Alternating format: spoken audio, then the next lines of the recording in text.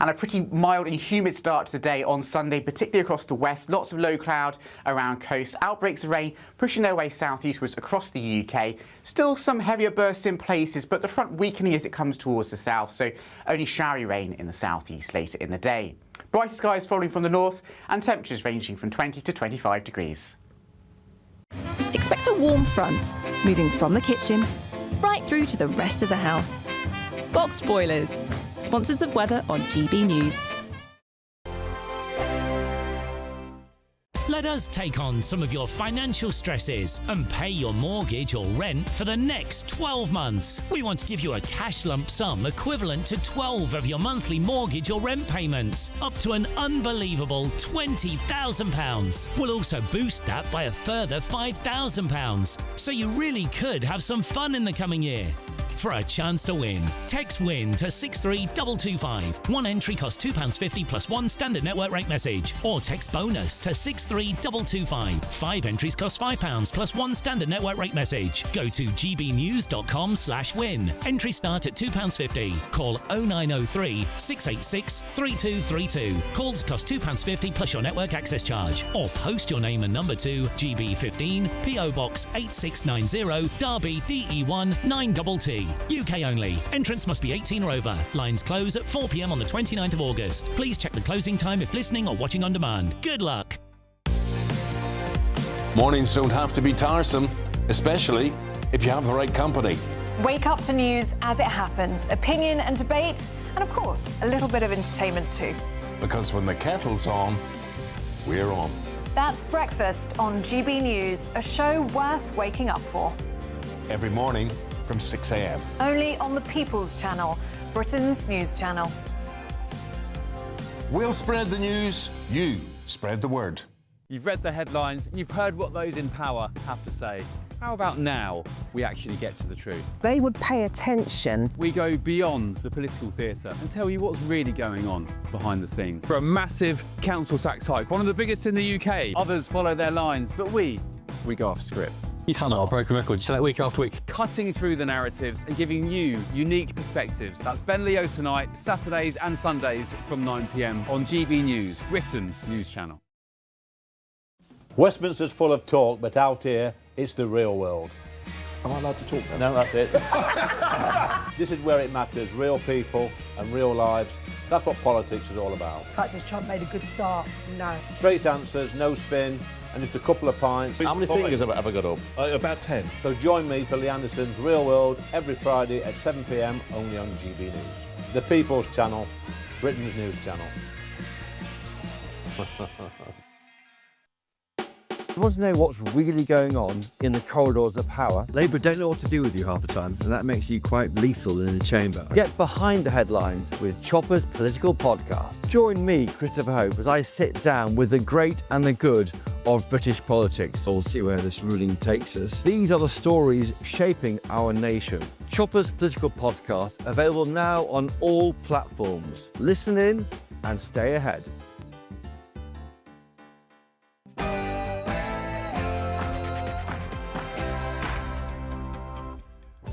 Good afternoon. It's 12 o'clock on Saturday, the 2nd of August, and this is the weekend on GB News.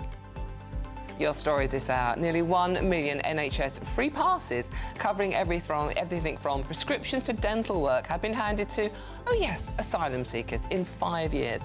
People are asking this morning, who's the NHS really for? And protesters and counter-protesters are set together outside a London hotel used to house asylum seekers, with the Met Police confirming an increased presence. As tensions rise in the community, the debate over migrant accommodation returns to the streets across the country this weekend. And we will be joined live by Conservative leader Kemi Badenoch. We'll ask her about the government's stance on migration, the protests about the hotels we've just been talking about, and whether or not we are being censored online by the government. And yes, he's always here, isn't he? Donald Trump says he's ordered 2 nuclear submarines into position amid rising tensions with Russia. Is this strong leadership or reckless escalation? We just have to be careful.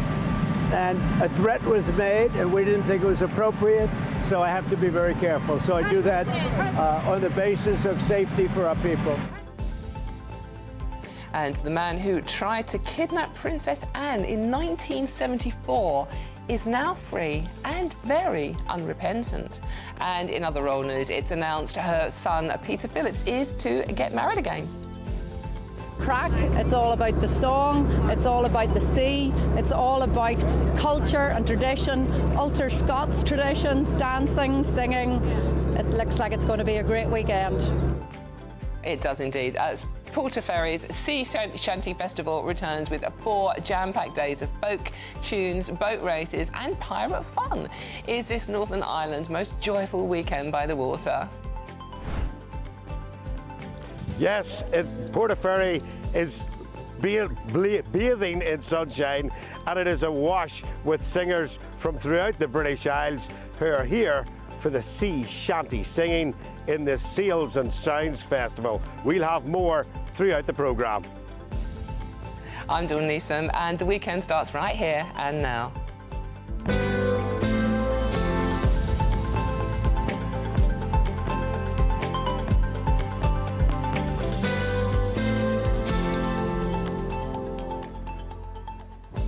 So thank you very much for your company on a Saturday lunchtime. As I say, I always appreciate it. I know how busy weekends can be for everybody. Now, what I really want to do with you today, though, is I want the questions you want to ask Kemi Badenoch. We're interviewing her live on the show today, around about 1 o'clock-ish, so you don't want to miss it. But if you've got any questions you'd like to ask the Conservative Party, let me know and I will put them to her. Very easy to do so as well. Simply visit gbnews.com/yoursay. Join in the conversation. Anything you want to talk about as well. It is, after all, the weekend. But before we get stuck into today's stories, let's get the latest news headlines with Bethany Elsey.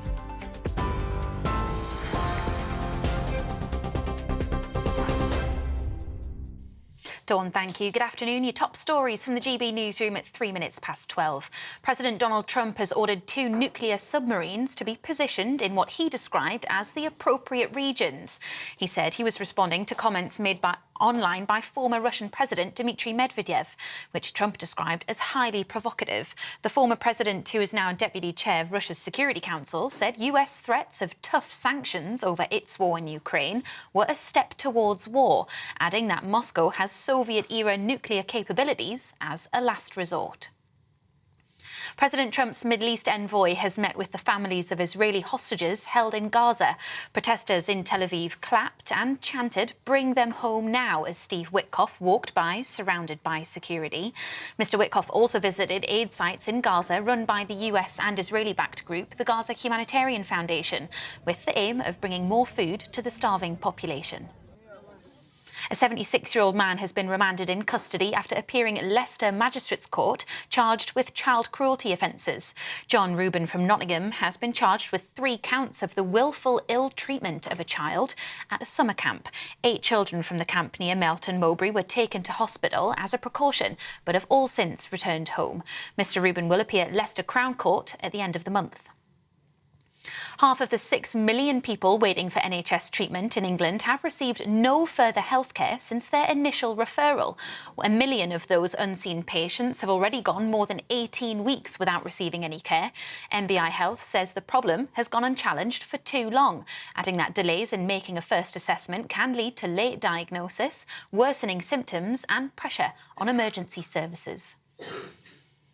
And Tesla has been ordered to pay more than $200 million to the family of a young woman who was hit by an electric car on autopilot.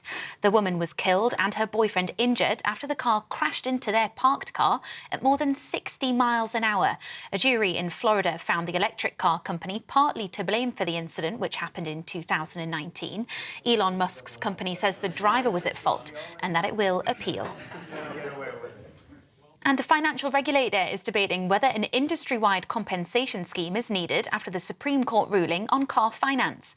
Lenders have for now avoided having to pay compensation to millions of drivers after the Supreme Court ruled they are not liable for hidden commission payments.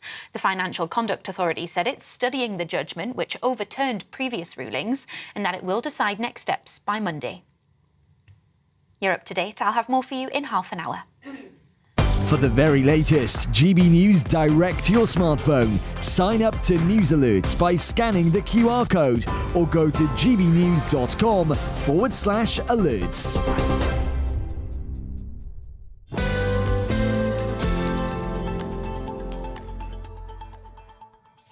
Thank you very much, Bethany, and thank you for your company this afternoon. We have got an absolutely packed show for you, and you're already getting your questions into Kemi Badenoch. We'll be talking to round about 1 o'clock.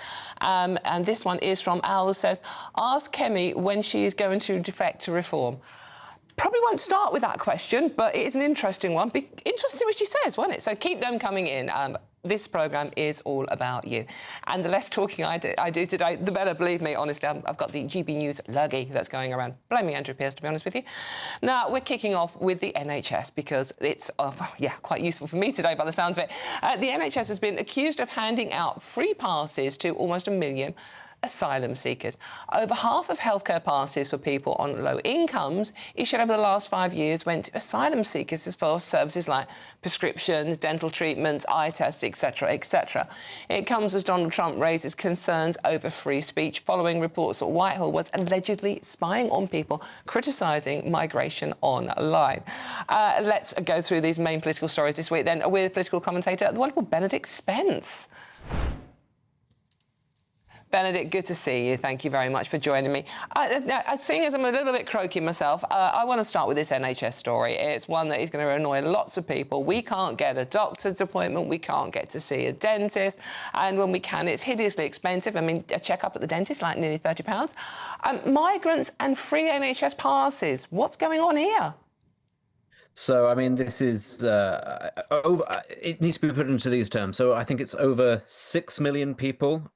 It's a needed NHS care at the moment who are on waiting lists are finding it very difficult to get at the moment. Obviously, this all feeds into the great issue with the NHS at the moment, which is that it is understaffed, it is not fulfilling its role properly, and what is added onto this is the fact that you have so many people coming into this country, both legally and illegally, who shouldn't necessarily be getting immediate access to these things, but are, and are in many cases also being put to the front of the queue. And it's simply another example, I think, of a failure of the system to understand what it should be prioritizing. Now, nobody actually thinks that refugees or vulnerable migrants or anything like that should be denied healthcare. Nobody thinks that for a second. But when you have a system, an asylum system and a migration system that is as broken as ours, that lets in as many people as ours does, and then gives them sort of special access to this sort of thing, priority access in some cases, and things like free prescriptions, it actually sort of, says to these people, you're not economically contributing, but we'll, contribute on your behalf. When that's in the millions of people, high hundreds of thousands, if not millions, suddenly that stops being about charity and it becomes unsustainable. And it has to be a question, I think, of practicality. The country already cannot produce enough wealth to fund these things for the people that live here, who pay taxes here, who are net contributors here. It's a nice idea to want to give these things to refugees and asylum seekers if it's a couple of thousand. When it's in the hundreds of thousands, then it becomes a real systemic problem. These are things called HC2 certificates, and they are given to low-income residents. But over 1 million of them, the free NHS passes, basically, have been given to asylum seekers. But the thing is with this, Benedict, not just the asylum seeker themselves, but to their entire family. So if they bring, if they arrive here on one of the boats, for example, and then, bring their family over here, they all get free NHS care, literally for just stepping onto the soil. This has been, and to be fair, this has been, the issue of health tourism in the UK has been a problem for a really long time, because our system was a high trust one. It was based on the idea that if you lived here and you paid into the system, you contributed, you could access it. But in our sort of almost fastidiousness, not to want to appear to be exclusionary or anything like that, we have completely turned a blind eye to actually people coming from abroad en masse and gaming the system and taking advantage. And let's be very clear here, I don't necessarily blame those people, because why wouldn't you? If there was a free and easy system to exploit, why wouldn't you do that? Of course you would, especially if you were coming from a third world country that doesn't have anything like our kind of healthcare system. Where the blame must be laid is with politicians and the civil service who did not see this possibility coming, who were too naive to see that this would be an issue, and who don't take difficult political decisions, in terms of the long-term planning in the short term, because they think it'll be unpopular. They think they'll be told that they are mean and they are cruel and that they are excluding the vulnerable people. But then you get to the position that we're in, where, as you say, millions of people are using the system for free when they were never supposed to be. Yeah, and meanwhile, The Guardian front page today, almost half of the 6 million people needing treatment from the NHS in England have had no further care at all since joining the waiting list. And it's just like, it's like, you know, who is the NHS for? Is it for the people that have paid into it their whole lives, or is it for people that have just turned up and never contributed? This ultimately is how systems such as ours end up collapsing, because it is all based on a sort of an unwritten assumption that everybody will play by the rules, that you'll come here, that you'll contribute, and that it'll all be done nice and fair and above board.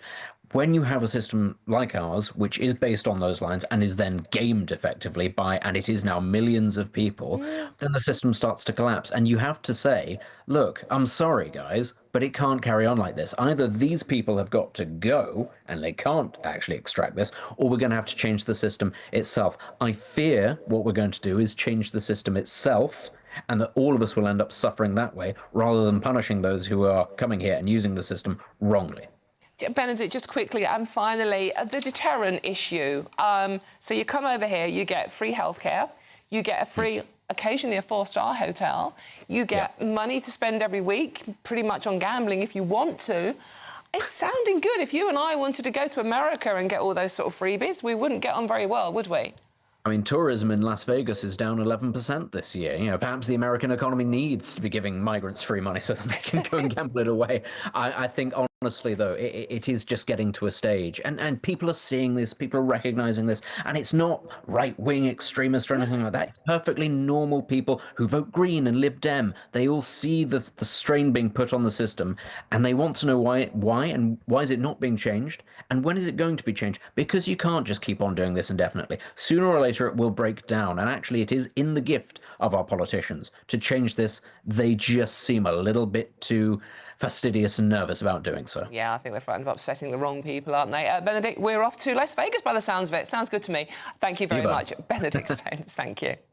OK, now an NHS spokesman in response to this story has said the NHS is legally required to provide healthcare services to asylum seekers, including access to help with health costs through the NHS low-income scheme. I'm not commenting. I'm sorry, I just get so angry with these stories. Meanwhile, the Metropolitan Police has outlined their policing plan for protests outside hotels, yes, again, housing asylum seekers this weekend. The force says they will protect the right to peaceful protest, but intervene decisively where offences take place. GB News presenter Ben Leo joins me now from a hotel in North London, where one of these protests is due to take place. Ben, what's happening? Hello, Dawn. Good afternoon, viewers. Not a lot happening at the moment. It's the calm before the storm. We've got the protesters here, some locals who are upset about this hotel behind us. If we spin around and give you a quick look. This is the Thistle Hotel in the Barbican in North London, which has caused some controversy amongst the rest of the hotels across the UK in recent months, particularly because last month, in July, the Mail on Sunday did a big story about how dozens of migrants have been accused and indeed charged with crimes here. Something like 90 had been accused and charged with crime. So that's causing a bit of community tension. Elsewhere, if we spin round, just in terms of the numbers, this is the anti-migrant hotel protesters. They want this place shut down.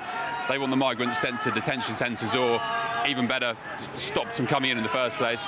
There's some anti-stand-up to racism protesters coming in now. Apologies for any language you hear. If we spin round here very quickly, Dawn, this is the stand-up to racism. Actually, follow me.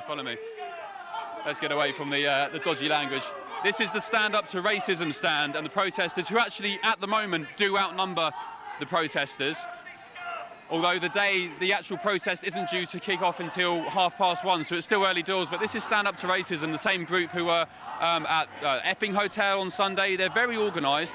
They do normally have private security. Questions again being asked: who funds them? Who funds their organised signs and their placards?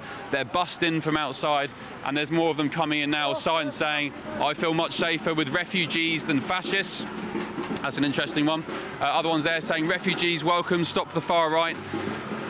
But Dawn, actually, whilst we're getting ready here for the main protest at 1:30, the big story of the day is just down the road in Canary Wharf, where the Home Office, if you remember some weeks ago, around a week and a half ago, said that the hotel in Canary Wharf, it's the Britannia, would not be used to house asylum seekers. They gave GB News a statement saying as such. I think it was used on Patrick Christie's show one night, saying absolutely not, this hotel will not be used for asylum seekers.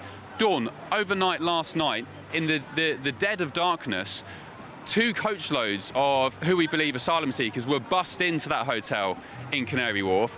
Beds, according to the Daily Mail, were being seen transported into the hotel. So it does seem the Home Office, for one reason or another, I won't call them liars, but something has changed over that past week and a half where they released that statement saying absolutely no migrants being put in this hotel. Last night they were bussed into that hotel in Canary Wharf.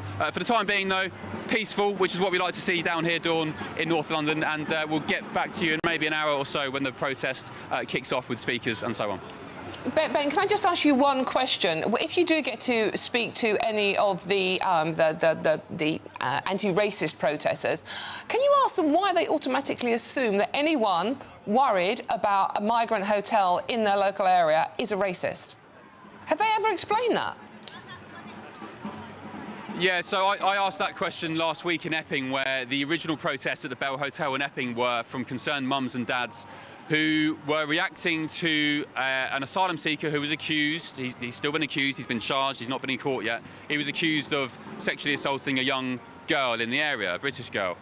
The mums and the dads in Epping, that's why they came out originally. Their excuse for coming down, the Stand Up to Racism lot, is that these protests have been, in their own words, hijacked by the far right. They say that there's groups from outside the local area coming down and wanting to cause trouble. On the flip side, the argument is, well, it's a national scandal, this migrant hotel situation. There's more than 200 odd across the country. There's 32,000 asylum seekers. So just because you don't come from the area, why shouldn't you go down to one fairly close to you and let your voice be heard and your concerns aired? So that's their argument there. I've just seen a few familiar faces actually in that Stand Up to Racism crowd, the likes of Narinder Kaur and so on, who we'll see if they want to have a chat a bit later on. I think for now I'll ask them before. Hello, Narinder. There she is. All very peaceful and smiles at the moment. But yeah, I'll check back with you in an hour, Dawn, when it starts officially, and we'll see where we're at. Thank you very much, Ben. That is Ben Leo there, who's at a hotel in North London where there are, as you can see, protests going on. Ben will be joining us throughout the afternoon with any updates on that situation. OK, I'm Dawn Neeson. This is GB News, and there's loads more coming up on today's show. Yvette Cooper says more bobbies on the beat are cutting knife crime. But one mother who lost her son to violence tells us the stats don't really match the reality. She joins us live next. All of that and much more to come. This is GB News, Britain's news channel. You can put the kettle on, but we'll see you soon.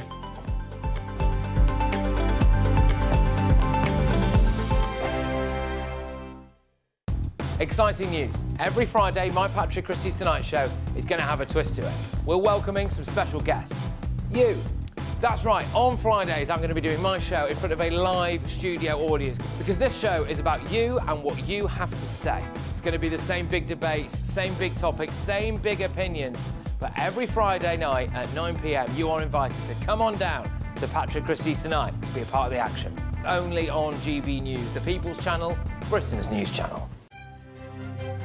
GB News Breakfast, every day from 6 a.m. 27 now. Heaven, Health and Beauty in Shropshire is celebrating the official unveiling of their royal warrant today. Well, it's been recognised as the supplier of skincare products and treatments to Her Majesty the Queen after she first used the company's products 19 years ago. She's a loyal customer. She is a loyal customer. Jack Carson has been getting the treatment. I was just like, I wish my mum was here to see this. There's a beaming smile on the face of Heaven, Health and Beauty founder Deborah Mitchell as she celebrates the unveiling of their royal warrant. Starting her business with £10 in her pocket in 1995, Deborah says she's worked from the ground up and started providing skincare treatments to Her Majesty the Queen 19 years ago. Today she says she's honoured to be a recipient of a royal warrant. It is a feeling that you cannot explain, but I was very lucky before having the royal warrant when Camilla Parker Bowles was Camilla Parker Bowles, and I didn't tell anybody I did her treatments. It hit in the press, and then this product, which is the bee venom made from bees, makes the skin look younger using a Botox alternative. The King and Queen have granted royal warrants to almost 400 companies that supply the royal household, with each one lasting up to 5 years. It also means those companies can display the royal arms on their products. Director and daughter of Deborah, Ella Mitchell, makes this business a family affair and she's made sure the packaging is already getting a fresh look. Ella says she's proud the products are made in Britain. The achievement itself, you feel proud to be British, and I think that's one of the core values of us. GB News, the People's Channel. Hi, I'm Michelle Dewberry, and my show is your opportunity to cut through all the noise and dive in headfirst to some robust debates. Ideas clash. Situation, no, isn't it? No, Because the failure is you're deliberately avoiding my point. Nothing's held back, And if you think this is the end of it, wait for more. and we do not shy away from the difficult stuff. Sometimes I want to shake people and say, if only you understood. So join me on Jubes & Co weeknights at 6 p.m. only on GB News, Britain's news channel.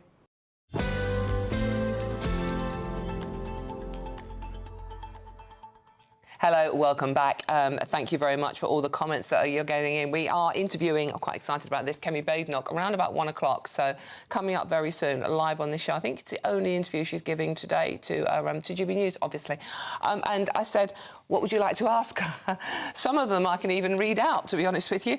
Paul says, Dawn, please ask Kemi, what can we do to remove Starmer & Co before the 4 years is up? Well, it's an interesting question. I doubt she'll be able to answer it, unfortunately. And and on the health situation, we're just talking about migrants getting free NHS passes while more and more of us are waiting for our appointments. Mary says, does West Streeting still expect us to believe waiting lists are coming down? And Rory says, Dawn, can you ask Kemi, on day one as Prime Minister, who will you thank for becoming Prime Minister and why? Interesting. What do you mean by that, I wonder? I've read that one before. David says, say to Kemi, Labour forced 4 of your Prime Ministers to resign. Why don't you do the same to Keir? How much more evidence do you need? Well, I think, to be honest, to Kemi, if she could, she probably would.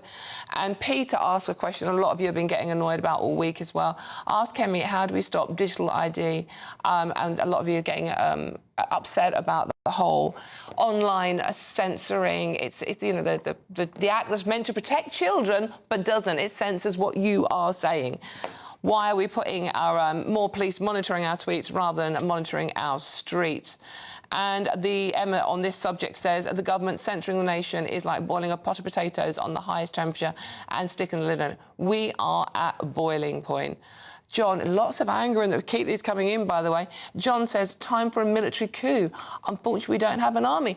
John, on that intro, one of the other things I might be discussing with Kemi is the civil service. And we did the story during the week, didn't we, about how we need more working-class civil servants. The MOD has more civil servants than the army has troops. Can you believe that? And you're paying for them. So it's not working-class civil servants we need. It's less civil servants, I suspect. And, right, OK, and Ken says, controversial, why bother with Kemi? The Tories have had it. Interesting. And lots of you getting in touch about the farming situation as well. We will be talking to Kemi, who I believe is live on a farm, about how badly farmers have been treated. I was interviewing a farmer during the week, and he was telling me about a suicide window. The new inheritance tax comes in April. And this farmer was saying that many elderly farmers and those who are poorly with long-term health conditions are taking their own lives before the Labour inheritance tax on farms comes in April. It's absolutely shocking. OK, now we are going to, I think, move on. Yeah, Home Secretary Yvette Cooper has claimed extra police on the streets has helped slash knife-related robberies by up to 25%. 7 Forces reported falls in muggings with knives after police used drones, knife arches and detection dogs to support officers on the ground.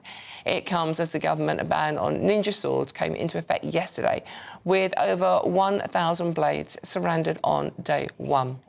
So joining us now is Alison Cope, who lost her son Joshua in 2013 after he was stabbed near a nightclub in Birmingham. She now campaigns to stop youth violence and joins me. Alison, thank you so much for joining me. Obviously, we are talking because what happened with your son Joshua. So, firstly, I mean, commiserations. I mean, that's an awful thing for a family to go to. So, how do you think this is going? Knife crime, according to the government, is falling. We have the latest knife crime knife ban in place. Do you think this is making any difference, though?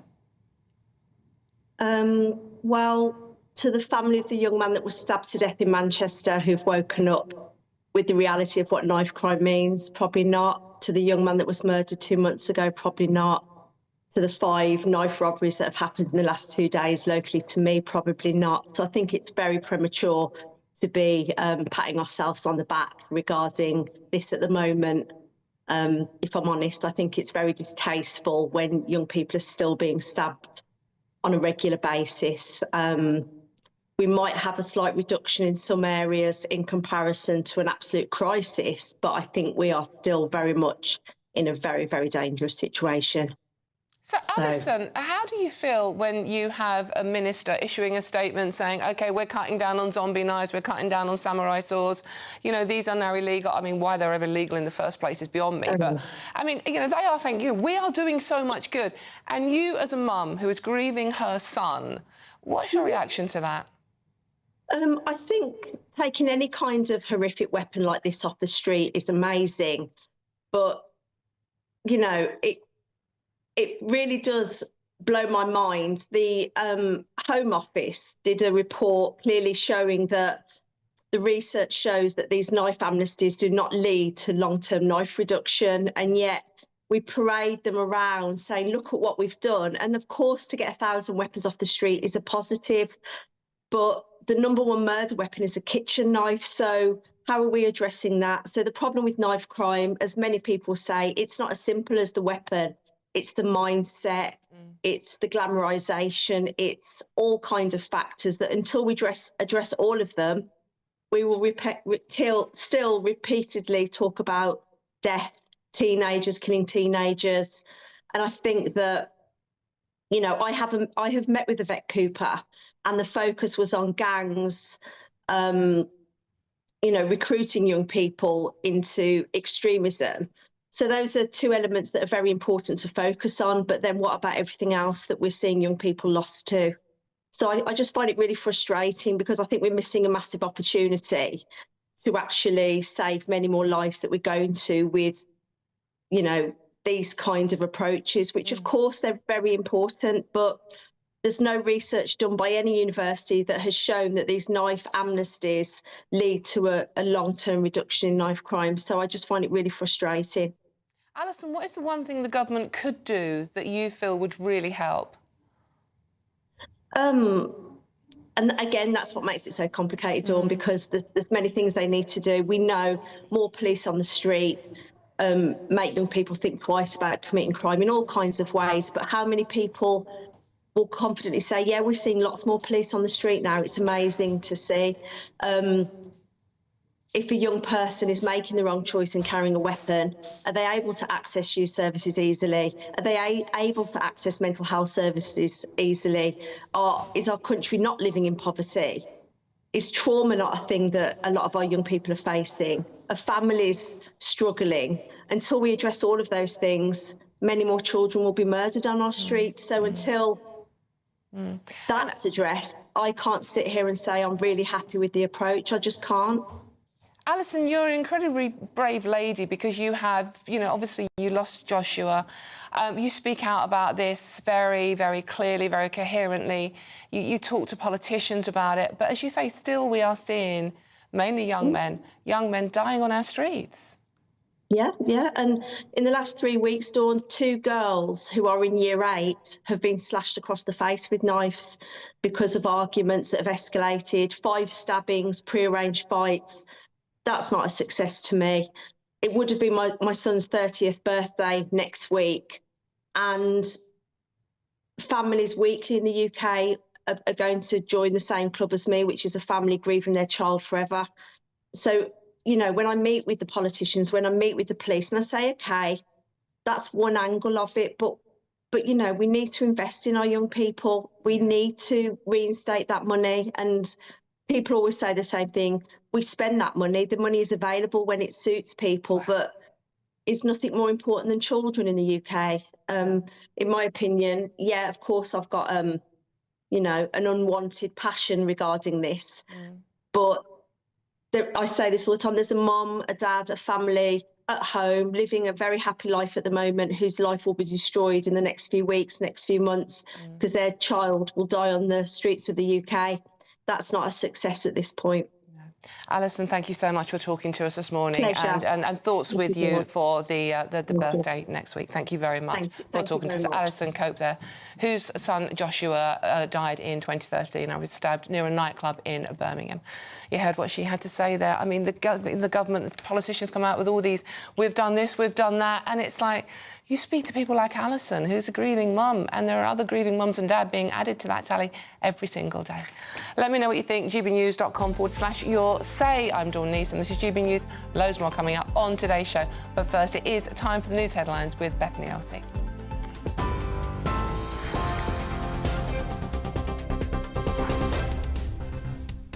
Good afternoon. The headlines from the GB newsroom. The US president orders 2 nuclear submarines to be positioned in appropriate regions in response to comments by a former Russian president, which Trump described as highly provocative.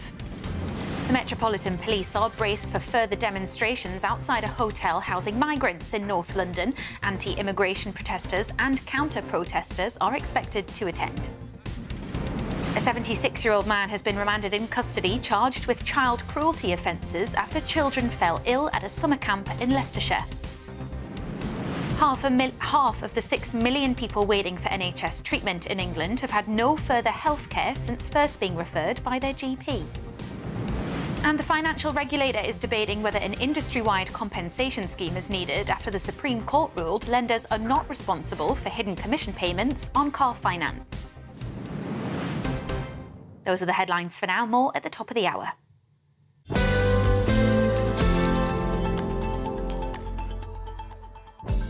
Thank you very much, Bethany. Now remember, this show is all about you and your thoughts, especially on a day like today, where you are actually going to get the chance to ask a politician what the hell is going on with this country. We all want that answer, don't we? Very easy to get involved. gbnews.com/your say and join our conversation. And there is indeed loads more coming on, including singing. No, not me. We'll be live in Portaferry for the Shanty Festival. I'm definitely not singing, don't worry. All of that and much more to come. I'm Dawn Neeson. This is GB News, Britain's news channel. We'll see you soon.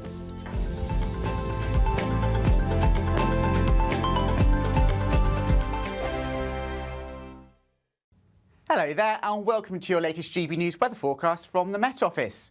Lots of fine weather on offer through the course of this afternoon, some warm spells of sunshine too, but we do have storm flurries on the way for Monday, so some potentially disruptive winds on the way. And ahead of that, we do have this weak weather front pushing southeastwards across the UK through tonight and into Sunday, so some rain as well for some of us before then too. But on Saturday afternoon, it's not going to be blue skies for everyone, but nonetheless, there will be some warm spells of sunshine, perhaps the best of which will be around some western coasts of England and Wales, and more especially across Scotland, where there should be plenty of sunshine. And in that sunshine, it should feel warmer than it did on Friday, highs of 20 to 24 degrees Celsius, so around average for the time of year, and winds also lighter too. Fairly fine into this evening as well, that cloud starting to melt away, particularly in the south, so some evening spells of sunshine in southern counties too, but still fairly large amounts of cloud. We'll run into more in the way of sunshine across parts of Wales, northern England and Scotland, so a fine evening to come here, still fairly pleasantly warm in that sunshine, temperatures in the teens Celsius as we begin the evening too. But out towards the west, we have got this frontal system pushing in to western parts of Northern Ireland and western parts of Scotland. Associated with that will be some fairly heavy outbreaks of rain through later this evening and more especially overnight. That band of rain will push its way eastwards and southwards, introducing a more humid air mass, so lots of low cloud, hill fog developing, and again, still some heavier outbreaks of rain in places. Staying much drier though towards the south and the east of the UK, clear skies here and not as cold as it was last night, temperatures holding up into double figures for all of us.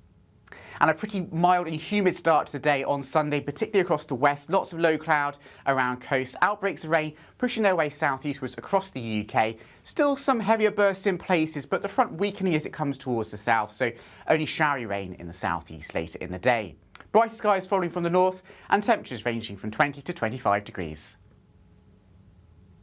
Westminster, the ultimate clique. And you're fighting like rats in a sack. But here on the Camilla Tominey Show, we ask the questions the establishment media is too scared to ask. OK, let me ask you a straight question, because I know you're a straight-talking politician. Whether it's net zero, illegal immigration or law and order, nothing is off limits. You have the power then. Yeah, as I And say, now you've lost it. That's the Camilla Tominey Show, a politics show that's fearless. No, let me finish my question if you don't mind, because it is my show. Sundays at 9:30, only on GB News, the People's Channel, Britain's news channel.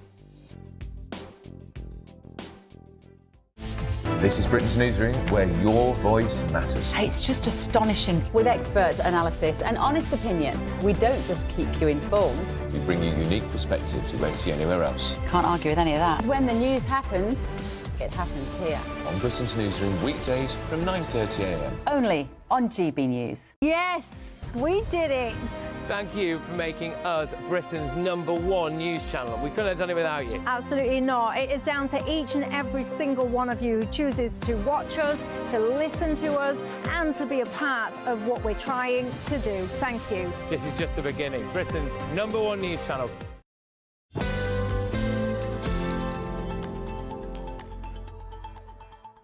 Hello, welcome back to the weekend with me, Dawn Neeson. A slightly croaky Dawn Neeson this afternoon, but I do hope you'll forgive me. But we are at some point going to go to Northern Ireland for the Sea Shanty Festival with Doogie.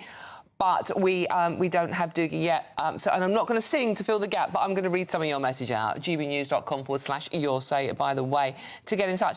Nat Scamps has put a message on here, which a lot of you are liking and echoing, saying... GB News seems reluctant to say it, I'm actually going to say it, by the way, but it's obvious to everyone else. The country is now being governed by habitual liars.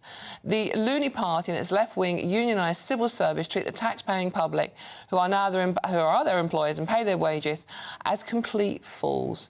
The way they are operating now is a complete indication that we are pretty much in one hell of a mess, and we are going to see civil unrest. Really interesting, and a lot of you are liking that as well.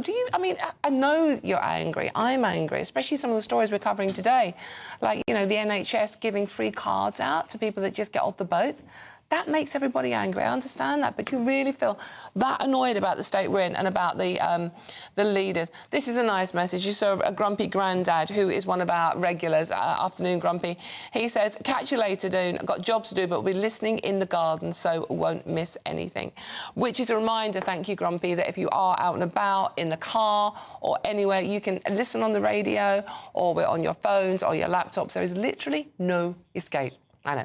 So, in any case, it's the weekend, obviously, literally the weekend, and on the weekend. So, we are going to talk sport. And broadcaster Aidan McGee here is with all the latest. No escaping me either, is there, at the moment? No, there is no escaping Aidan McGee either. I really have been trying, honestly, but you are wearing blue. I'm wearing blue.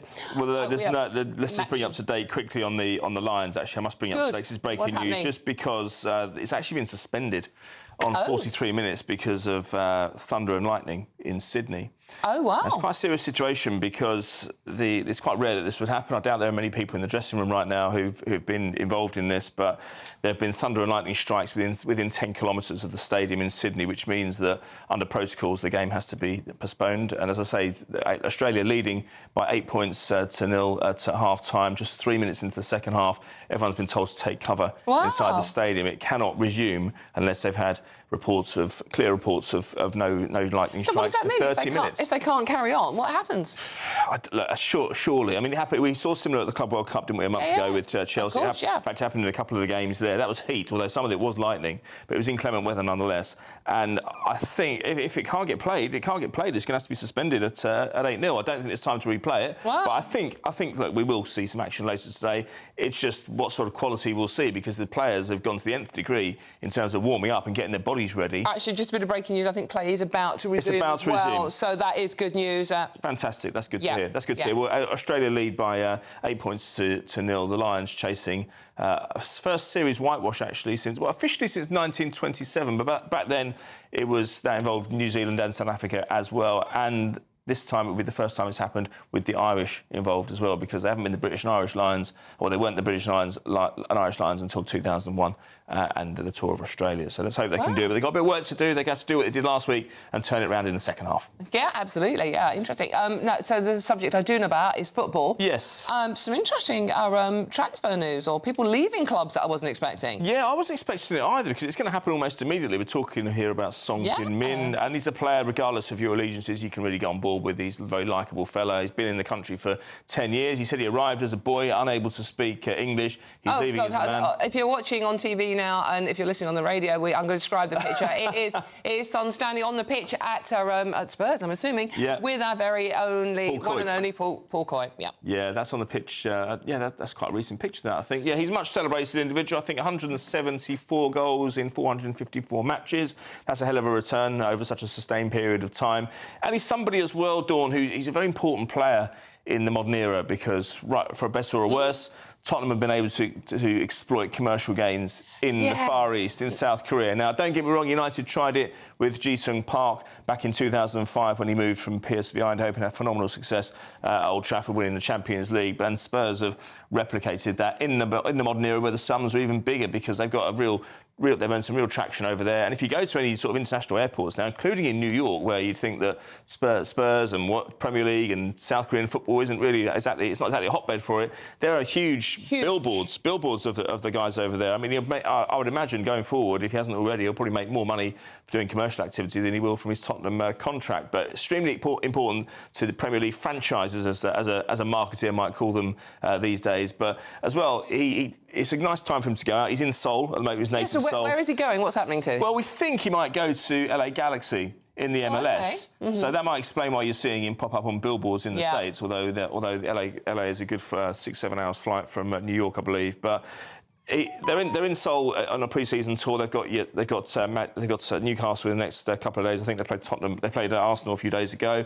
So it's a nice place for him to go out, but it is rather immediate. They're kind of ending his time, or he's ending his time right now, and they've got to find a replacement for him. So, and he's not a difficult person to take out of the team because although he was kind of the level was showing signs of easing up in the last year or two, that's a hell of a void to fill in your team. Been there since 2015, signed from Bayer Leverkusen. I always remember doing a story after a year. So 2016, he went to Pochettino and said, "Look, I haven't been in the team much. It's probably best that I move on." And Pochettino sat him down and said, No, please don't think that. Just because you're not in the team in the first year, we're integrating you in because Harry Kane's starting to gain momentum here. We need someone to support him. And look how it turned out. I mean, he got to the Champions League final in 2019. He played in a League Cup final as well, I believe. And finally, with the Europa League final, they got the trophy that they craved since 2008 by beating Man United in a dreadful final. I always feel sorry for players from the Far East because you always think, well, you're only in the team because you are flogging merchandise. But there was a player, back in 2003, he wasn't up to scratch. He was a player called Toda, who played for Tottenham, and he played in a title match against Man United. Now, a victory for Man United would have meant Arsenal were probably out of the title race pretty much. And the Arsenal fans were always frustrated that they seemed to put this commercial player who wasn't up to scratch into the side, and so Spurs basically played with 10 men. But that was an early glimpse. I mean, Crystal Palace had two guys from China in the early 2000s. Simon Jordan was the chairman, and he couldn't believe it. He said it was like he went on a pre-season tour somewhere, and he said it was like getting off a plane with two rock stars. Because such was their popularity. They were mobbed. Yeah, they were absolutely mobbed. Incredible, isn't it? I know. And that's really, the shape of the way it's come. Shape of things to come, but they have to be good enough. Yeah. And in the case of Son and Ji-sung Park 15, 20 years ago, those two certainly were.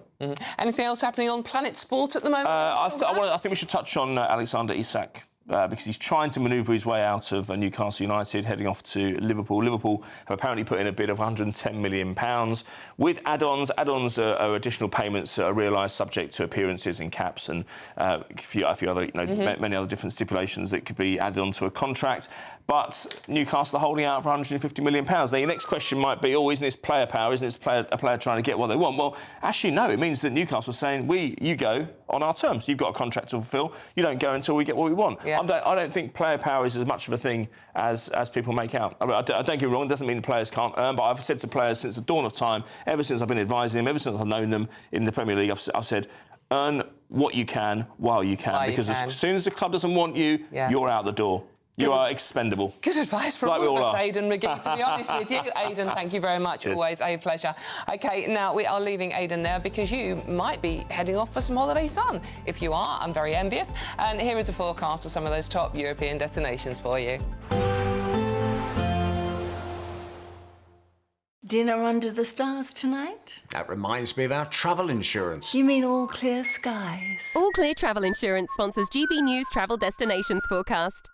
Whilst the UK gears up for Storm Floris, it turns increasingly hot in Portugal. although there'll be some heavy rain in Croatia and Italy, particularly the central part of Italy. Thunderstorms expected here, thunderstorms moving through parts of Croatia, Bosnia, but for much of Iberia it's sunny spells and increased heat. Higher temperatures than average for much of Portugal, and that's expected to continue into the start of next week.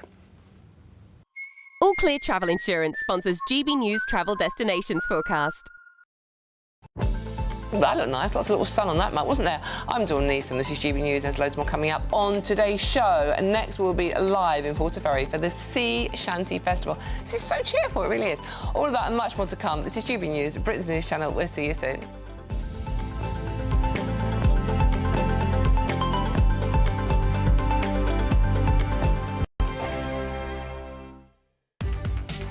From the school run to the home run, watch a new show for all of Britain. He can say whatever he wants. A straight talking show where all voices are heard.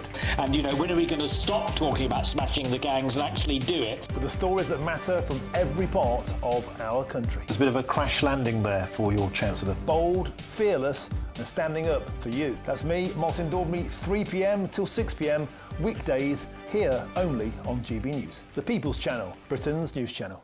Britain was once the envy of the world. But look around. A nation that no longer knows what it is or where it's going. A country that's broken.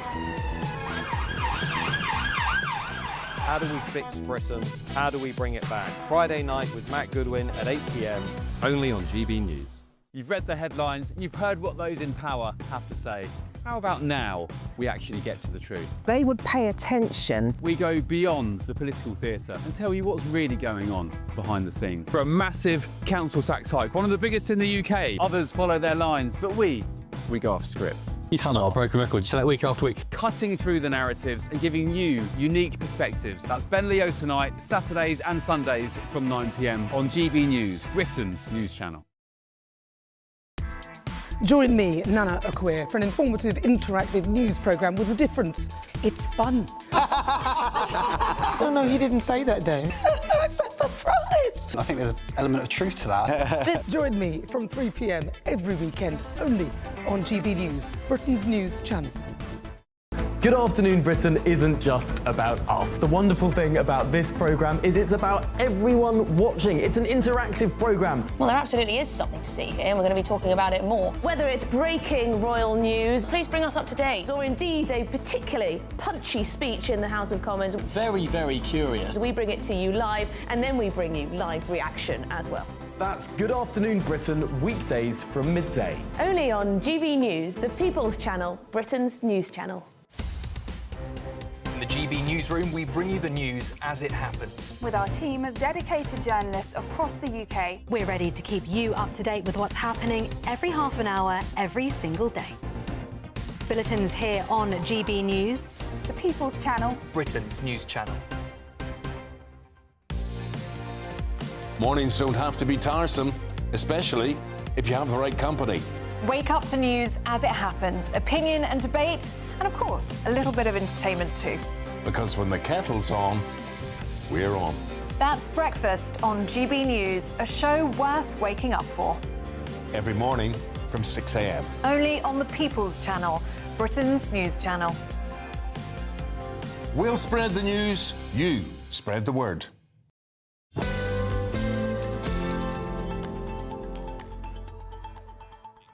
Welcome back to the weekend with me, Dawn Neeson. Do you fancy a sing-song? It's a Saturday afternoon, be rude not to, wouldn't it? Northern Ireland's first Sea Shanty Festival is back this year for 4 unforgettable days of maritime celebration, live music, cultural traditions and coastal fun that I suspect may involve alcohol. Let's find out by joining GB News reporter Doogie Beattie, shall we? Doogie, what's going on? Well, good afternoon. Good afternoon, Dawn. You know what? I decided to come away from the sea, come up into the middle of the market town and have a look at all these little stalls about here. You can hear the sea shanty singers singing behind it. Of course, there will be alcohol involved later. Who doesn't think there isn't? It's Ireland after all. But yeah, I've actually spotted something here and these are quite unique on a stall. This is driftwood that's made into lamps and it's a local girl. Cara, explain the business to me. Well, I can't take credit for them. It's actually my dad's business. So my dad is a local photographer, and then in the past few months he's decided that he's going to start creating new things. So he was out on the beaches of Knockanelder and the beaches surrounding Portaferry, and he found some driftwood, and he thought that he would be able to make lamps out of it. So it's something new, and it's something different, but he's done well today, so yeah. Well, there you go, a local girl making a living out of a local festival, and that's again what all these festivals and so far are about. And we'll see if we can actually get a word with these shanty singers. I think they're actually from Dublin. That came down in. Hold on, we'll see if we can actually get them for you, Don. So, lads, tell us where you're from. We're from Waterford, the southeast of Ireland. Ah, you've travelled a long way. Travelled 5.5-hour drive yesterday. And do you do many of these festivals? We've been abroad a good bit, but we do 3 or 4 festivals in Ireland every year. I mean, is there much of a thirst for this type of thing? Oh, there is, yeah, and a lot of the younger people now are looking for it as well, you know. We get well-attended festivals. And do you use many instruments? Just the box and the guitar. Boys, can you give us a quick song? Could you give us a quick song? All of you just give us a quick song. We've really just jumped them here as they've come off performing. So if you just stick with us for 2 seconds, as quick as you can, lads. They're just thinking. They're thinking, Don. They're thinking of what they're going to sing. Here we go. Oh. Here we go. And the larks they sang melodious at the dawning of the day. And the larks they sang melodious. And the larks they sang melodious. And the larks they sang melodious at the dawning of the day. Thank you very much, lads. That's fantastic. And you can see, Don, actually, the crowds about here, there is a lot of them, and that's bringing business to the local town. It's bringing footfall to bars, etc. And there is really a great time here and a great feel out round Portaferry at this moment in time. This morning we've had singers from Cork, Cumbria, Northern Ireland, and we've even had Viking ships. So the festival's going on through the afternoon. We're going to move back down to the waterfront and see what water sports is actually going on. Doogie, that was absolutely beautiful. With all the doom and gloom and the stories that we talk about, that is just so lovely just to hear those gentlemen sing like that. Why is, I mean, just briefly, why is sea shanties so important? Well, I'll be honest with you, I don't know an awful lot about sea shanties, but they're songs of the sea, and of course Ireland is surrounded by sea. It is an island, and they have come right across the British Isles to come here and sing. They enjoy themselves. It brings people and footfall to the local area. It's all about culture. It's all about trying to see our past. I mean, last night I went on a trip up Strangford Lough. That's exactly where St Patrick arrived. It's where John de Courcy arrived. It's even where Maxwell House Coffee's from, just down the street. That's where it started in the 1700s. Doogie, we'll be coming back to you later in the show. Thank you so much. Don't go too far, though. Up next, we have Kemi Badenoch answering your questions. But all of that coming up after the weather. See you soon.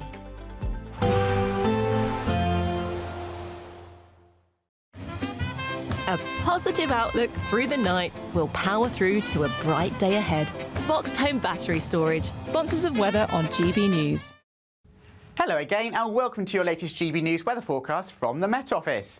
Well, we had some quite nice fine weather out there on Saturday, but we do have a more changeable pattern on the way for Sunday. Some rain spreading southwards and also turning a little bit breezy. It's courtesy of this weather front here that will bring the wet weather on Sunday, but then Storm Flores moves in from Monday, so weather warnings already in place for that and some disruptive winds are on the way. But back to this evening, and it's a mainly fine end to the day for most. That cloud melting away to leave largely clear skies across many parts of the UK overnight tonight. But notice towards the north and the west it turns breezier, cloudier, outbreaks of rain spreading in from the northwest. So quite a wet end to the night for Scotland, Northern Ireland and parts of Wales and Northern England, but a much less cold night than last night. So we begin the day on Sunday on a fairly bright note actually across the southeast. Some early morning sunshine across East Anglia and the southeast. Make the most of that sunshine because it will generally turn cloudier through the day. Temperatures quite quickly rising, and out towards the west we've got a much more humid air mass coming in from the west. So temperatures already 17 degrees at breakfast time. That rain starting to clear away from western parts of Scotland and Northern Ireland. So already turning a little bit brighter here, but a fairly soggy start to the day elsewhere for Scotland, parts of northern England and especially Wales. That bands of rain starting to spread their way southeastwards through the course of the day. So still a few heavier bursts here and there, though some places will stay dry, so not reliable amounts of rain for the fields and the gardens. And across the very far southeast, perhaps even staying dry here for most of the day. Skies brightening further north and west, sunnier skies developing, a few heavy showers for eastern Scotland, perhaps the odd rumble of thunder, and temperatures into the mid-20s for some of us. Into the evening, that band of rain still just bringing one or two slightly heavier bursts across southern counties of England, but for most of the UK, a fine end to the day on Sunday with some clear spells. Now, some very strong winds in Scotland, Northern Ireland and Northern England, courtesy of Storm Florence on Monday, so do stay tuned to the forecasts. Expect a warm front, moving from the kitchen right through to the rest of the house. Boxed Boilers, sponsors of weather on GB News. This is your chance to live mortgage or rent-free for an entire year. We'll give you a cash lump sum that will cover 12 of your monthly mortgage or rent payments, up to an incredible £20,000. Plus, we'll add £5,000 on top of that for you to treat yourself. You have to hurry though, as lines will close on the 29th of August. For a chance to win, text WIN to 63225. One entry costs £2.50 plus one standard network rate message, or text BONUS to 63225. 5 entries cost £5 plus one standard network rate message. Go to gbnews.com/win. Entries start at £2.50. Call 0903 686 3232. Calls cost £2.50 plus your network access charge. Or post your name and number to GB15 PO Box 8690 Derby DE1 9TT. UK only. Entrance must be 18 or over. Lines close at 4 p.m. on the 29th of August. Please check the closing time if listening or watching on demand. Good luck. I'm Michelle Dewberry, and this is GB News, the People's Channel, Britain's news channel. GB News Breakfast, every day from 6 a.m. Oh, yes, I've got a bit of an update on this. So you know Steve Jobs' daughter is getting married this weekend. We talked about it earlier on in the week. Yes, Eve Jobs. They're hiring the entire Cotswolds. Yeah, we've got more details now. Oh. They're taking over the village of Great Chew. And apparently the budget is said to be $5 million. Could be a lot more, though. $5 million? Yeah, because the papers were saying 50 million the other day. $5 million could be higher. For them. But the high-end guest list includes Kamala Harris, Bono, the Kardashians and Princess Beatrice. Rumours as well that David Cameron's been invited. Oh. But they can't know all these people. They've invited 500 people. So it's a big wedding. It's just like... Apparently the village is in lockdown. No, it will be. Yeah, and they're going to Estelle Manor afterwards, which is a big, like, Jacobean manor house in the Cotswolds. Oh. And they've got sniffer dogs out already. Wow. It's incredible. Of all those people, I bet they only know Bono. But didn't you think everybody knows Bono, don't they? Well, no, but at least he was involved with Apple. He must have known Steve Jobs. Was he involved with Apple? Yeah, because they had all the... Do you remember they had the U2 exclusive iPods and things of course, yeah. So he must have known... So he probably knew her as a kid. Yeah. I wonder if they're going to give away Apple products. Probably. Oh, yeah. You know the goodie bag. You'll get a goodie bag. At the end, yeah, like an iPad or So you've got a goodie bag at your wedding. Or a MacBook. I know, but you had the free-flowing rosé, which you don't drink. I don't drink. Anyway. Did you not try the non-alcoholic version? Of rosé? Yeah. I didn't know there was one. I covered all fronts. I didn't know there was one. Oh, well, you missed out. I had some non-alcoholic beers. Well, good. I did provide. GB News, the People's Channel.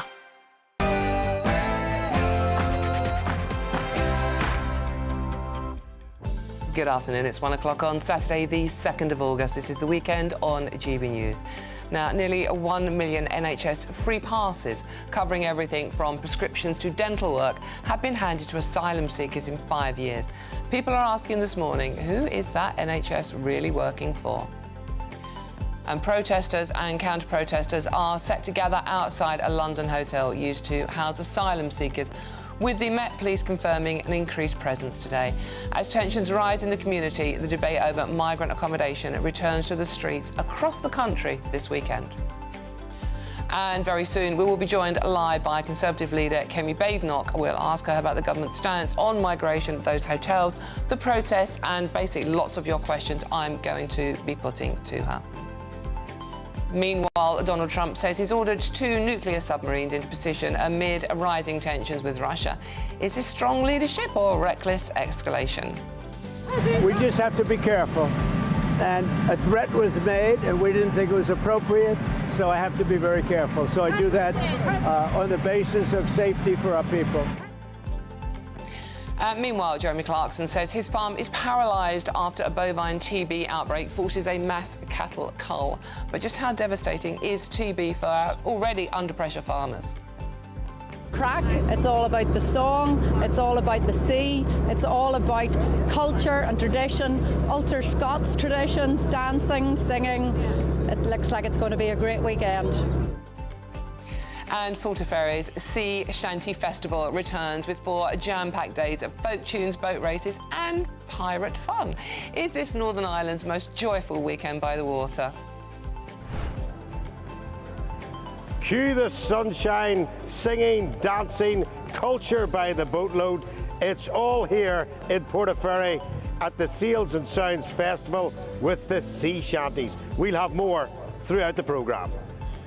We will, and they are beautiful. Meanwhile, 2 Welsh women say they were refused an Airbnb booking simply for being from Wales. We'll speak to one of them live. Is this blatant xenophobia or just one host's poor excuse?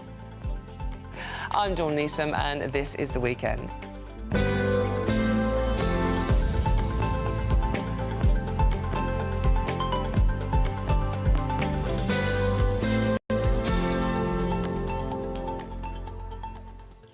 OK, now we are going to go straight to Northamptonshire, where we're going to join Leader of the Opposition, Kemi Badenoch.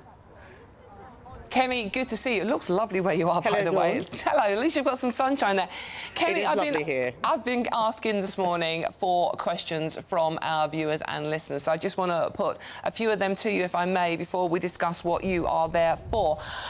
Many people are worried about the online safety bill and the fact that they feel their tweets, rather than their streets, are now being policed. Would the Conservatives scrap the online safety bill if you get into power?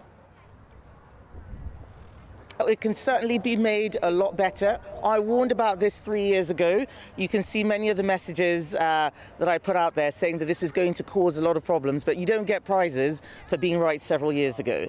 The purpose of it is good. It was supposed to stop terrorists from having, channels, back channels, which no one else could access. It was supposed to protect children from groomers.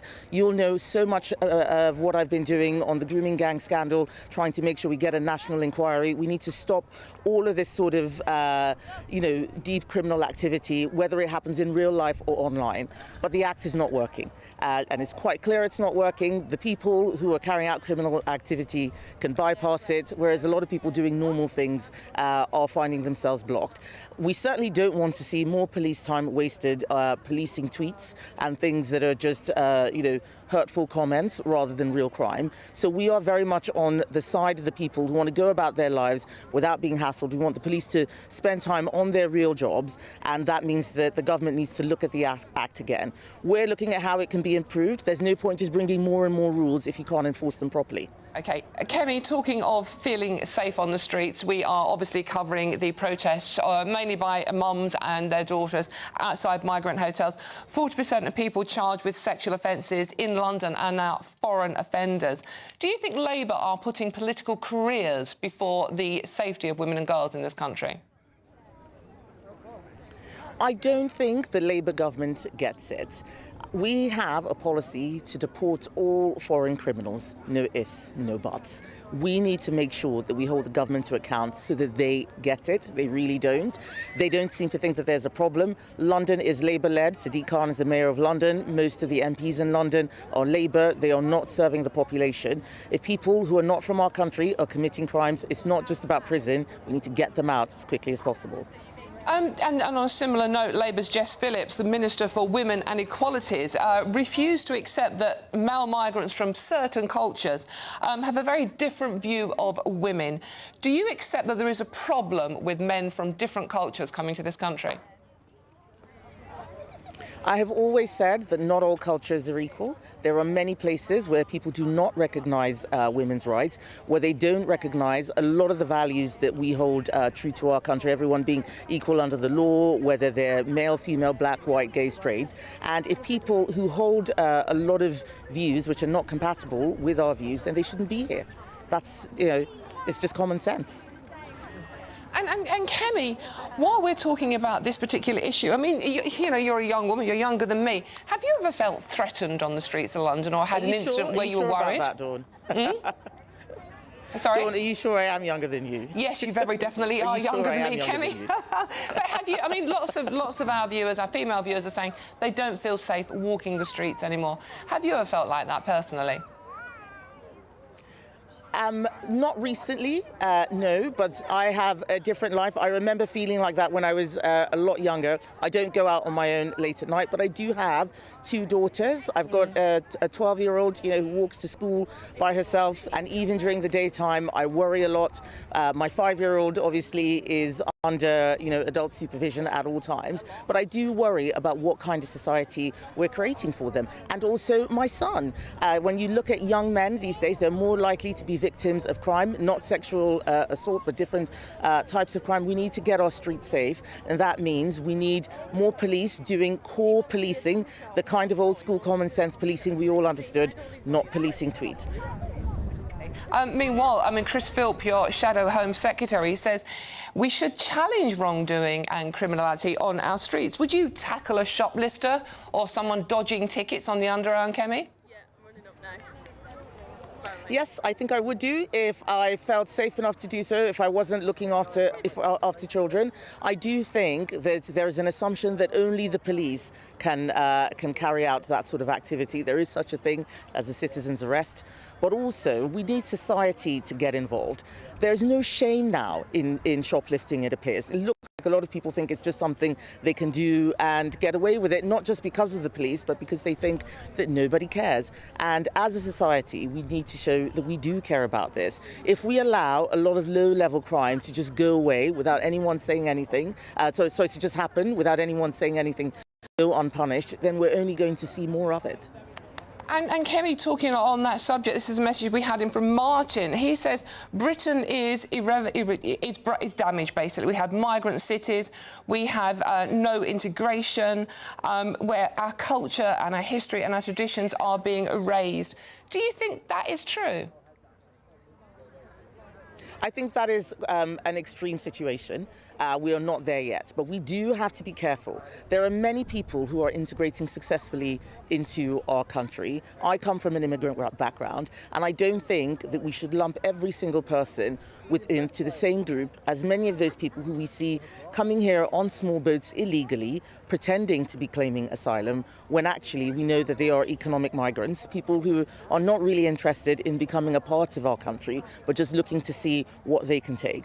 We need to show that we are on the side of people who want a Britain that works, a Britain that has a lot of the values that make it such an amazing country. But if we're not careful, we will get to the situation that your viewer described. And the Conservative Party is doing everything it can right now to show what our country can be. We've got to give people hope.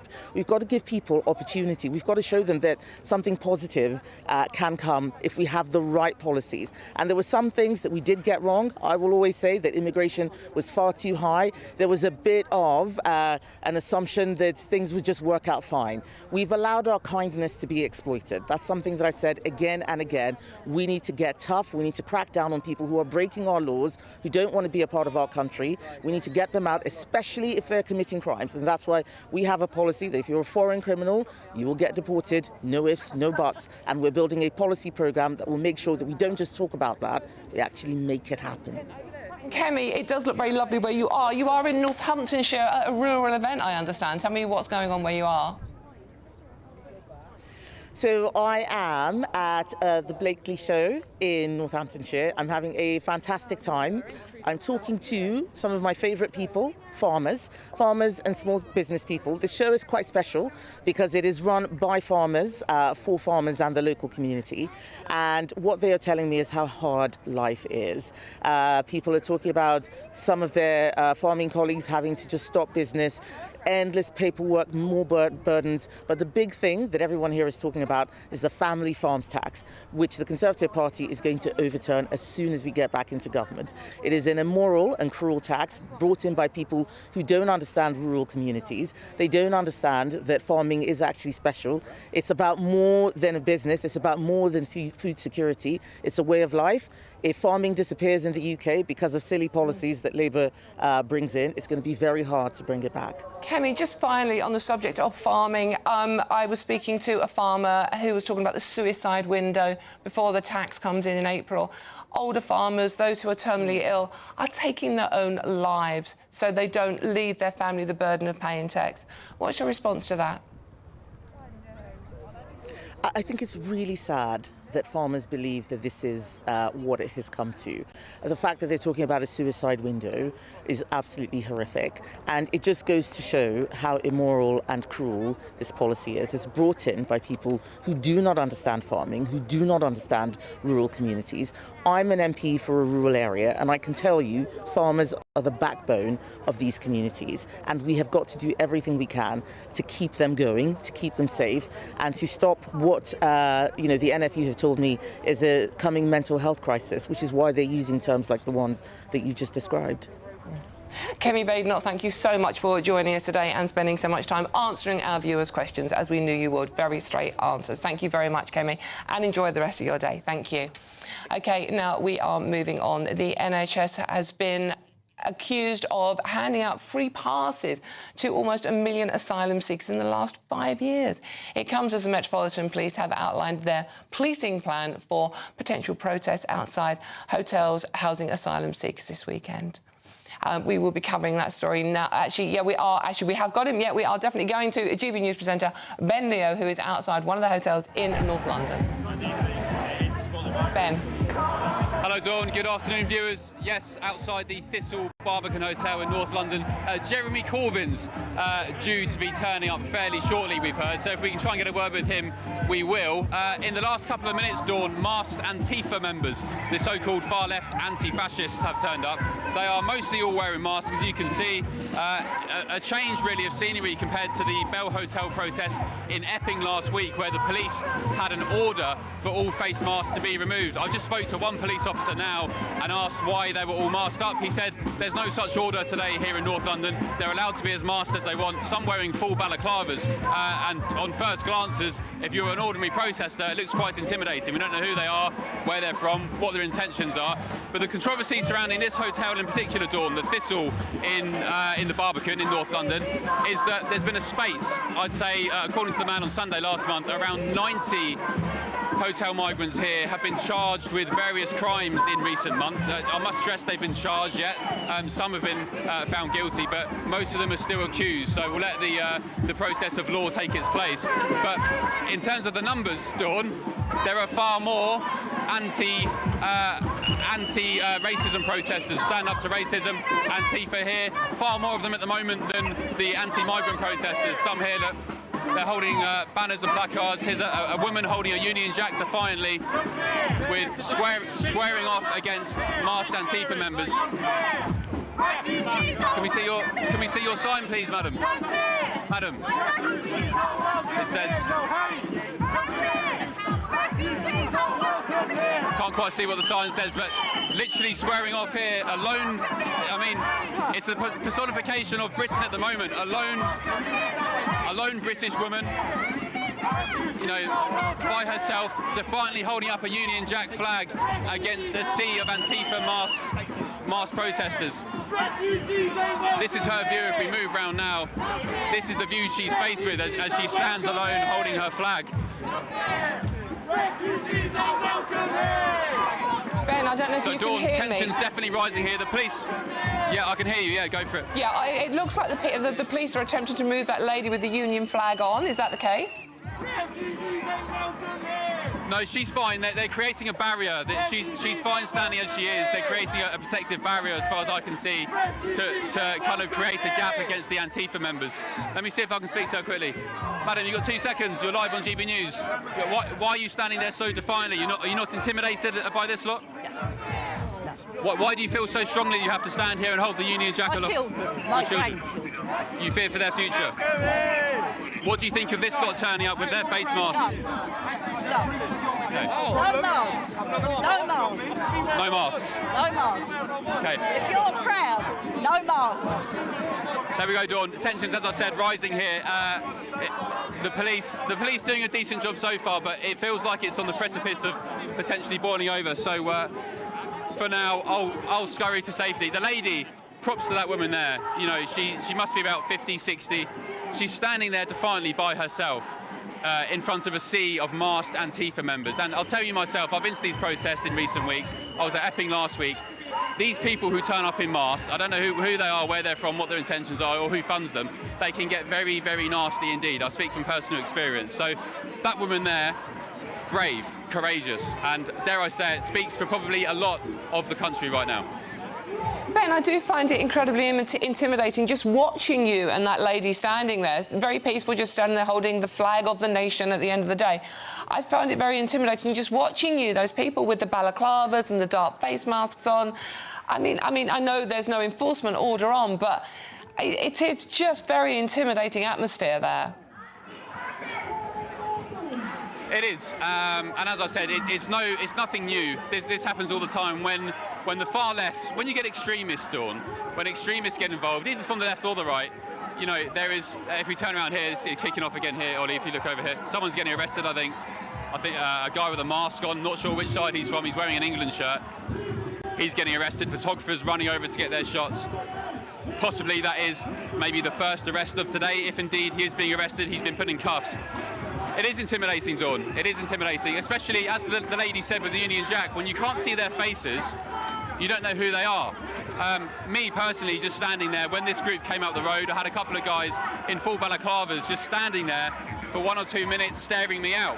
I was trying not to engage eye contact with them, but I knew they were staring at me. And yeah, it's intimidating. It's not nice. It can potentially boil over into a nasty atmosphere, as maybe we're getting to now. It's scenes we don't want to see. We want to see peaceful protests from both sides. I am of the belief, as viewers probably are as well, that we want to have open, honest conversations. When it comes to intimidation and borderline violence and threats and insults, that's not good, you know? Lost to understand how this is actually... I was just going to say, I'm at a loss as to understand how this is actually helping any migrants. Well, some people I've spoken to, that's the hotel there, some people I've spoken to who come to these quite regularly, the likes of Adam Brooks, he was at the Epping Hotel protest in recent weeks. He said to me, and I hope he doesn't mind me saying this, that he's kind of feeling like that he's trying to find what the point is of these protests now. They're kind of losing their meaning a little bit, because you get the far left coming down just calling everybody Nazis and fascists, which isn't true, and then you've got the original protesters who are concerned about their communities, concerned about their children, as the lady said, getting loads of abuse. And then the police have a massive policing operation on their hands as well.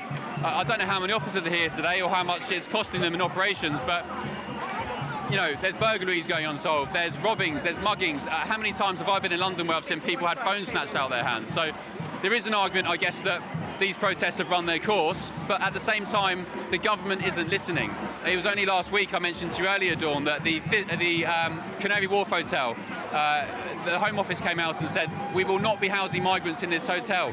What did they do overnight? Last night, in the darkness of night, in the secrecy of night time, they bust in 2 loads of probably 300-400 migrants. So again, I'm not going to say the Home Office has lied, but something has changed between now and a week ago. And that doesn't do much to build trust of the community and indeed the country who are concerned about these migrant hotels.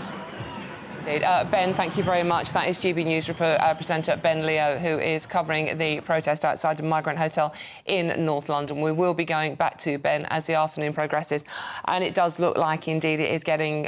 well, I thought those images were quite worrying, to be honest with you. I don't know about you. Meanwhile, Ben did mention the hotel in Tower Hamlets, and a spokesperson for Tower Hamlets Council has said, We are aware of the government's decision to use the Britannia Hotel in Canary Wharf to provide temporary accommodation for asylum seekers. It is important that the government ensures that there is a full package of support for those staying at the hotel. We are working with the Home Office and partners to make sure that all necessary safety and safeguarding arrangements are in place. OK, I'm Dawn Neeson, this is GB News, and there's lots more coming up on today's show.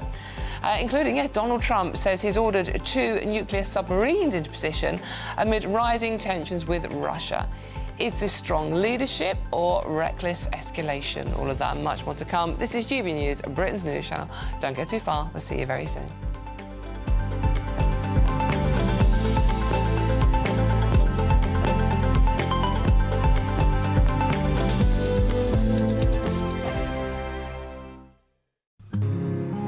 This is our country, and we think it's amazing.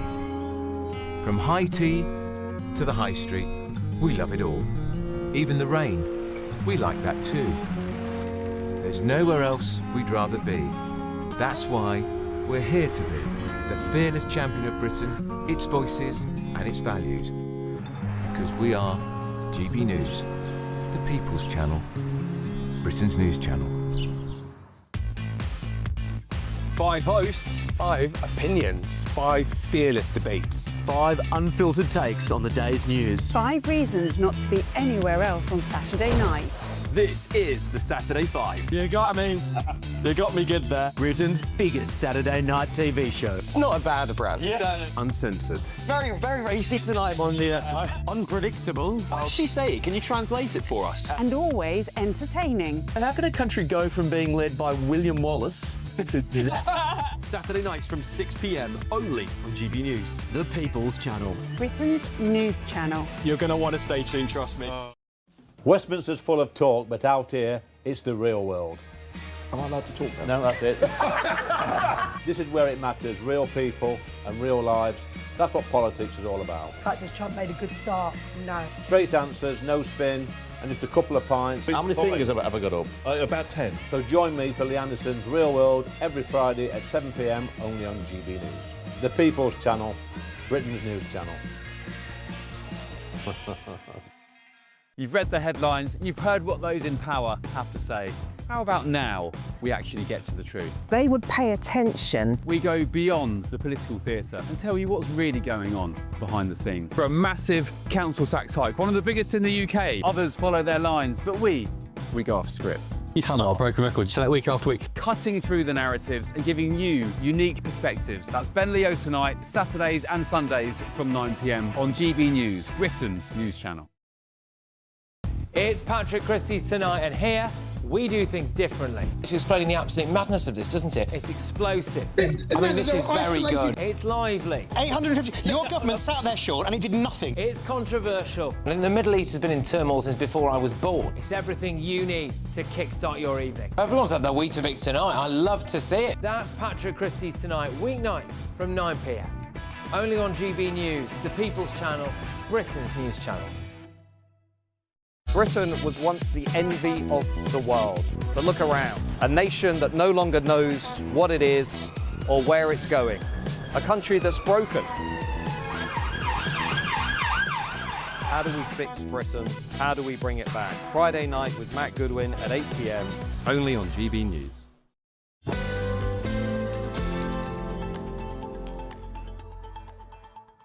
Hello, welcome back to the weekend with me, Dawn Neeson. Now, US President Donald Trump has deployed 2 nuclear submarines near Russia, escalating tensions with Moscow and breaking decades of Pentagon secret. Normally they do this and don't tell you about it. The move follows a fiery exchange with former Russian President Dmitry Medvedev, who warned Trump to soften his stance on Ukraine and reminded him of Moscow's nuclear arsenal. The president told reporters he was responding to a threat. Have a listen. We just have to be careful. And a threat was made, and we didn't think it was appropriate, so I have to be very careful. So I do that on the basis of safety for our people. Joining me now to discuss this further is Defence Editor at the Evening Standard, the lovely Robert Fox. Robert, thank you so much for coming in to see me. I'm going to keep my distance because I'm a little bit croaky this afternoon. Now, this story broke last night. Yeah. Are we meant to be concerned? Is this something to worry about? I mean, nuclear subs do sound a bit like scary. Yeah, but the point about if you're going to have a really threatening nuclear sub, don't talk about it. Yeah, well, that's what it's I thought. Concealed. Kind of what because, I thought. And the worrying thing is that they've put two of them, perhaps if they, and, you know, buddy makes three. I hope he doesn't start gabbing about where the British submarine is, because they've been pretty good about that and saying not where it is. And by the way... I didn't even know we had a submarine out there. We have a nuclear submarine on patrol all the time. Wait for it. With most of its targeting codes based on Russia, not China. So that this is very strange. It's, I think it's frustration from Trump because he is getting nowhere with his ultimatum to Putin, which crashes down. The deadline is next Friday, and Putin says, we go on with the war. But I mean, what response, if any, are we expecting from Putin to this? Well, we've had one-ish in that he is not going to take any notice because he's on quite a tight timeline now because he's got another couple of months of really heavy fighting. And do they do heavy fighting in Ukraine? Because one suspects that he wants to deliver a victory by the end of the year. Because he has elections next year. Yes. They're not elections like ours, but they are beauty contests. And they are opinion poll surveying. That if you have an election for the Duma, for the Parliament, but you have them throughout the country. And this is where the late Alexander Navalny was very, very smart, because he knew you got big turnouts out in the sticks. The further east you get, more discontent against Moscow. Putin wants two things, interestingly, now. He can't go that much further. With Ukraine, he's still asking for the full packet. Regime change, no NATO, put down your arms, small token police force type army. We ain't going to get that in a short time. But he wants a deal, I think. And the interesting thing is the more Trump goes on, and I think Trump realizes it, but I think people like Hegseth, Fox News Defense Secretary, and J.D. Vance don't quite get this yet, that Putin wants a deal with the US and Europe. He wants Russia to have a big place, as seen as the big power of Europe, the top military power, the top strategic power. This is a drama going on in Putin's head. So we are going to hear very, very odd things said at odd times. And the two gas bags, the big mouths, are Medvedev, former president and prime minister, and Lavrov. And they will say extravagant things. And I think that because Trump has other difficulties, he's got to work out what he's going to do about Gaza, amongst other things. He's got other things on his plate, and he just got fed up with Medvedev, sort of gabbing away like this, and Russia being particularly reluctant at the moment to go in for any kinds of talks. I mean, the talks, Ukraine, Russia in Istanbul 10 days or 2 weeks ago, were absolute dud. They didn't even last an hour. And this really does upset Trump, because Trump believes in the art of the deal. He believes in people talking to each other, and it's looking very, very remote that he's going to talk to Putin.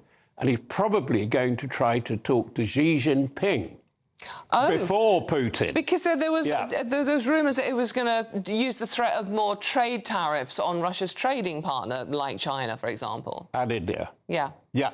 Now, this is what's going on at the moment, because there's also the general recognition, despite what China has said, China is virtually a co-combatant in Ukraine. They shoot down these drones, and they're getting more and more powerful, not sort of fuel-driven, but more jet-propelled drones, which are very, very effective, crash down. Most of the bits that really count are from China. So, you know, China and North Korea are keeping this war going. Will that make any difference if he does put, you know, more increased sanctions and tariffs on them? If he can win round Xi, because they do, both of them want a deal, tariff deal, that it isn't in your interest, and really, and China is in the lead. The client is Russia there. That may be the trick, but it's how long Putin can go, because Putin is one of these people now. he only lives and survives, politically speaking, by going on with the war. Well, yeah. Once the war stops, in the present circumstances, it's done so much damage. The whole economy is devoted to it. It's when in the musical chairs the music stops, it's going to be very, very difficult for him. And it's amazing how similar his situation is to that of Netanyahu. And they are the two big questions on Trump's plate. And that's what's really going on behind it, all this chit-chat. I've got one as big as you, or two big ones, two big submarines, sort of like, and that's what that's about. Willy waving. Can I say willy waving? I just did. Yeah, you can say But that's that, basically what's well, going on here. In fact, you said it in 2 words. Why have I spent the last 10 minutes talking to you about it? Well, there is that, isn't there, as well? But I mean, Robert, the serious side of this, I mean, it's evidently 200,000 Russian soldiers have died in the last month alone. Well, I think that's a lot, but I was looking at the statistics, even the most conservative statistics, for the first part of this year, and it's a colossal sum. And it's well over 1 million, the total casualties, and they've got 600,000 involved, and they're making gains. But they've only gained something like 6 miles in the last like the nearly trenches, 2 years. isn't it? Yeah. And it really is so crazy how the poor Ukrainian population put up with it. And that's what they've got to deal with the drones, deal with the glide bombs. But Europe is putting a lot into it. And I think Trump doesn't like seeing innocent people being killed. No. It really is. He doesn't like wars, he doesn't like long wars, and he doesn't like that. And he's really strong about that. And that's why he's got... I think he's been annoyed by the casualness, the almost patronising way in which Putin now refers to him. Yeah, brilliant. Robert, thank you very much. As always, a brilliant explanation there. That's our defence editor at the Evening Standard, Robert Fox. OK, I'm Dawn Neeson. This is GB News, and there's loads more coming up on today's show. But first, it is time for the news headlines with Bethany Elsey.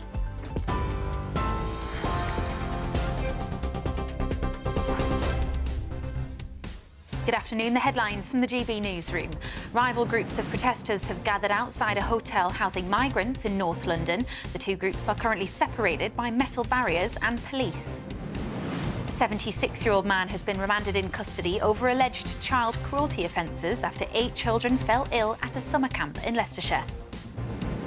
The US president orders 2 nuclear submarines to be positioned in appropriate regions in response to comments by a former Russian president, which Trump described as highly provocative. Half of the 6 million people waiting for NHS treatment in England did not receive further health care after being referred by their GP. The financial regulator is debating whether an industry-wide compensation scheme is needed after the Supreme Court ruled lenders are not responsible for hidden commission payments on car finance. Those are the headlines for now. More at the top of the hour. For the very latest GB News direct to your smartphone, sign up to News Alerts by scanning the QR code or go to gbnews.com/alerts.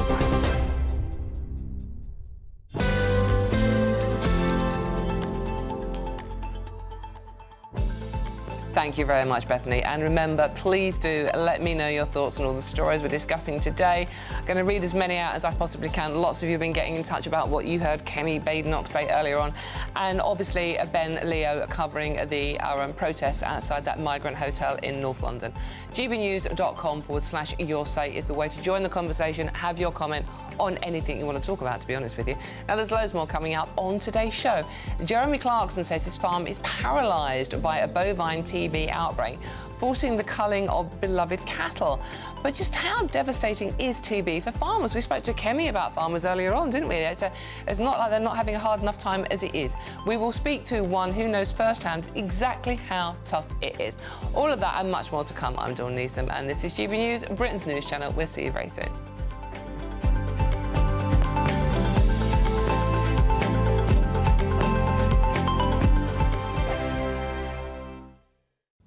Hello there and welcome to your latest GB News weather forecast from the Met Office. Lots of fine weather on offer through the course of this afternoon, some warm spells of sunshine too, but we do have storm flurries on the way for Monday, so some potentially disruptive winds on the way. And ahead of that, we do have this weak weather front pushing southeastwards across the UK through tonight and into Sunday, so some rain as well for some of us before then too. But on Saturday afternoon, it's not going to be blue skies for everyone, but nonetheless, there will be some warm spells of sunshine, perhaps the best of which will be around some western coasts of England and Wales, and more especially across Scotland, where there should be plenty of sunshine. And in that sunshine, it should feel warmer than it did on Friday, highs of 20 to 24 degrees Celsius, so around average for the time of year, and winds also lighter too. Fairly fine into this evening as well, that cloud starting to melt away, particularly in the south, so some evening spells of sunshine in southern counties too, but still fairly large amounts of cloud. We'll run into more in the way of sunshine across parts of Wales, northern England and Scotland, so a fine evening to come here, still fairly pleasantly warm in that sunshine, temperatures in the teens Celsius as we begin the evening too. But out towards the west, we have got this frontal system pushing in to western parts of Northern Ireland and western parts of Scotland. Associated with that will be some fairly heavy outbreaks of rain through later this evening and more especially overnight. That band of rain will push its way eastwards and southwards, introducing a more humid air mass, so lots of low cloud, hill fog developing, and again, still some heavier outbreaks of rain in places. Staying much drier though towards the south and the east of the UK, clear skies here, and not as cold as it was last night, temperatures holding up into double figures for all of us. And a pretty mild and humid start to the day on Sunday, particularly across the west. Lots of low cloud around coast, outbreaks of rain pushing their way southeastwards across the UK. Still some heavier bursts in places, but the front weakening as it comes towards the south, so only showery rain in the southeast later in the day. Brighter skies following from the north and temperatures ranging from 20 to 25 degrees. Join me, Nana Akweer, for an informative, interactive news programme with a difference. It's fun. No, he didn't say that, Dave. I'm so surprised. I think there's an element of truth to that. Join me from 3 p.m. every weekend, only on GB News, Britain's news channel. In the GB Newsroom, we bring you the news as it happens. With our team of dedicated journalists across the UK, we're ready to keep you up to date with what's happening every half an hour, every single day. Bulletins here on GB News, the People's Channel, Britain's news channel. This is Britain's Newsroom, where your voice matters. It's just astonishing. With expert analysis and honest opinion, we don't just keep you informed. We bring you unique perspectives you won't see anywhere else. Can't argue with any of that. When the news happens, it happens here. On Britain's Newsroom, weekdays from 9:30 a.m. Only on GB News. Yes, we did it. Thank you for making us Britain's #1 news channel. We couldn't have done it without you. Absolutely not. It is down to each and every single one of you who chooses to watch us, to listen to us, and to be a part of what we're trying to do. Thank you. This is just the beginning. Britain's #1 news channel.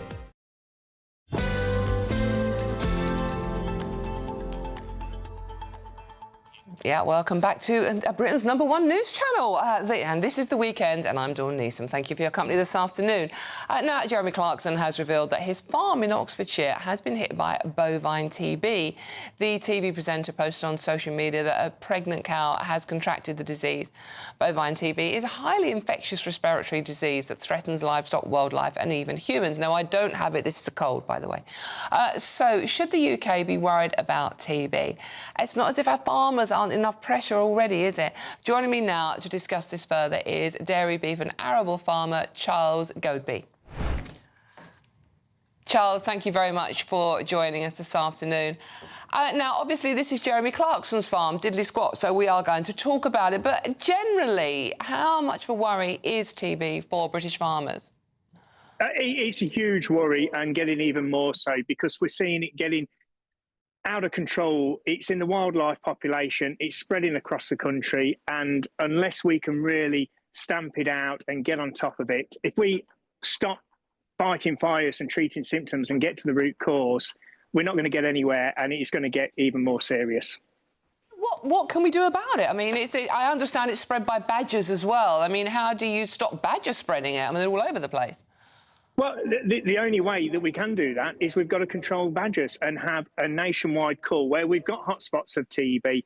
I mean, we've seen that there's been experts that have shown that this is being transmitted by badgers as well. If you look at areas around the country where there's TB hotspots, the strains are different, and those same strains are being found in the badgers with TB. So that eliminates the fact that it's purely cattle-to-cattle spread and being spread by cattle being transported around the country. So we know it's being spread by the wildlife. So we need to get on top of them and cull the badgers.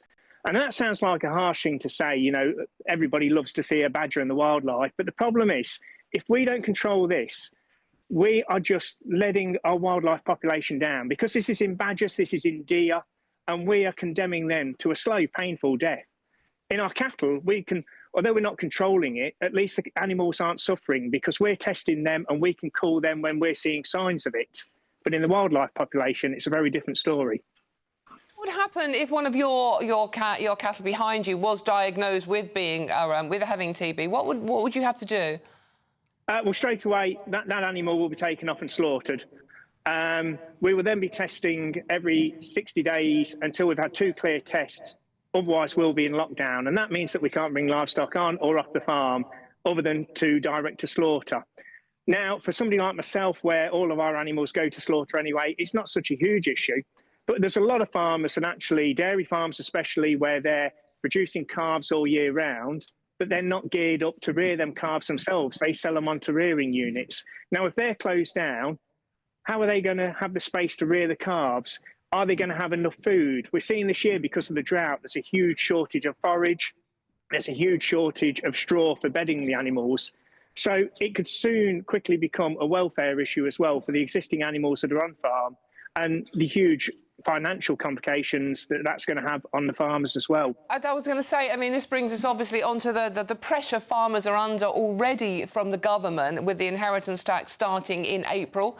We were talking to Kemi Badenoch about that situation and how we're in the awful situation of farmers, certainly older farmers, considering taking their own lives so their families aren't burdened with paying inheritance tax before the April deadline.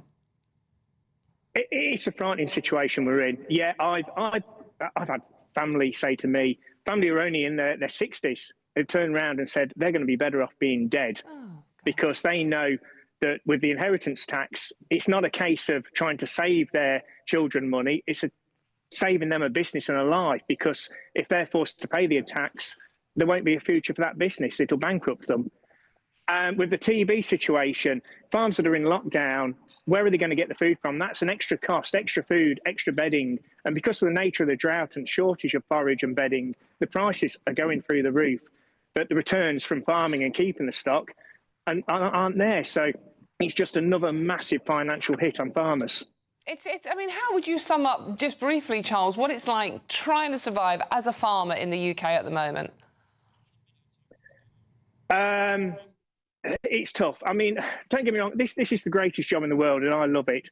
But when you've got friends that can't see a future for themselves, let alone their family, when you've got neighbours and friends phoning you up, and I have this regularly, breaking down in tears because they can't see a future of producing the one thing that everybody in this country needs. We all need food. We're producing the highest quality food in the world, yet this government are turning around and saying, don't worry, let's just rewild the country. We don't need food. We can get it in cheaply from abroad. And that's rubbish. We saw what happened at the start of COVID, the start of Ukraine. Food security is huge in this country, and we need that desperately. What are they not understanding, Charles? The fact that you and your colleagues on farms around the country are responsible for feeding the country. How difficult can that be for politicians to understand?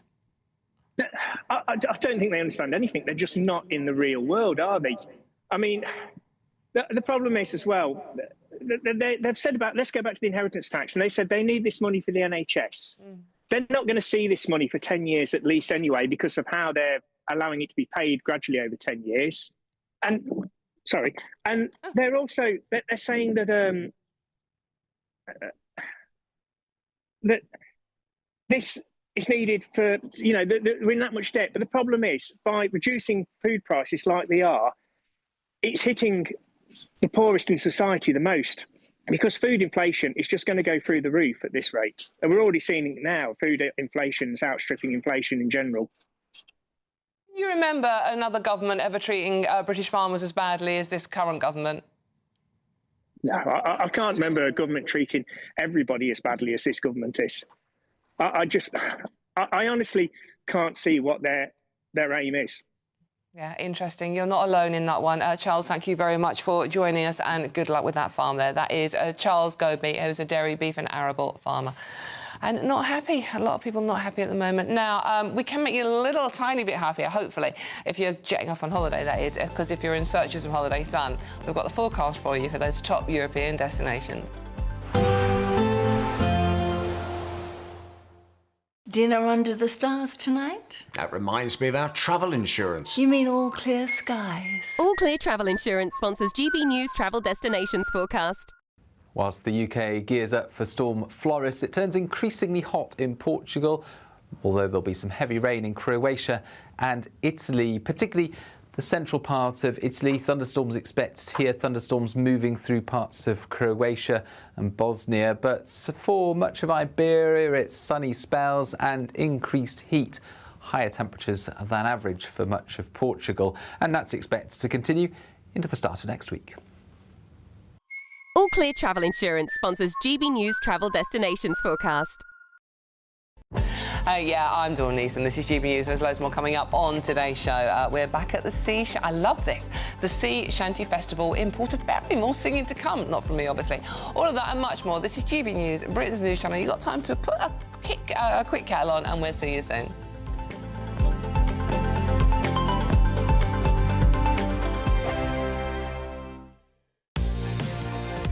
Mornings don't have to be tiresome, especially if you have the right company.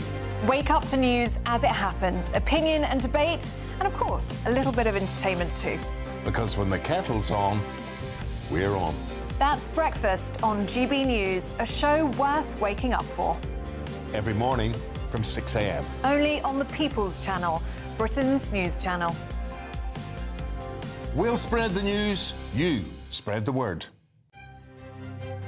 GB News Breakfast. Every day from 6 a.m. I'm so happy. Did you watch it then? Did you enjoy it? I was a nervous wreck. Yeah. Honestly. Why did it come down to the crunch like that? Because it's England. You know what? No matter whether it's the women or the men, it still keeps you on the edge of your seat. But they've got this resilience. The thing is that we've never seen with the men before. I suppose it's changed a little bit, but it really is that. I don't want to use any cliches, but that's my job. Cliches. That's my job. Never say die attitude. And it was terrific. Do you know, though, for how long, out of the 3 knockout games that England played after the group stage, for how long they were actually ahead? Go on. Don't worry, I'll tell you. 4 minutes and 52 seconds across 3 entire games was the amount of time they were actually ahead. Doesn't matter.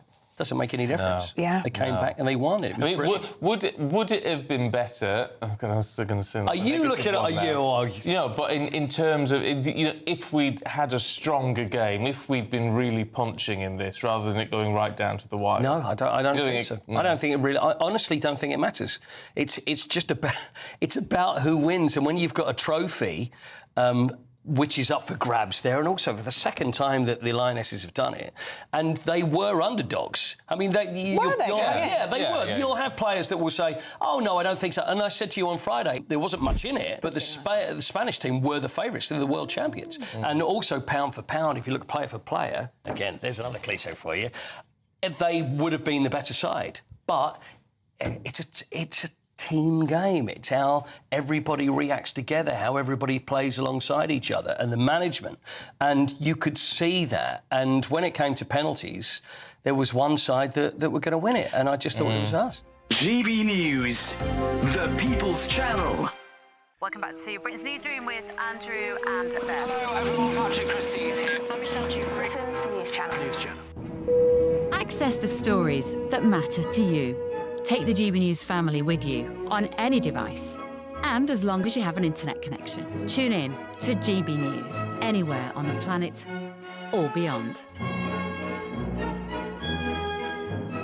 GB News, the People's Channel, Britain's news channel.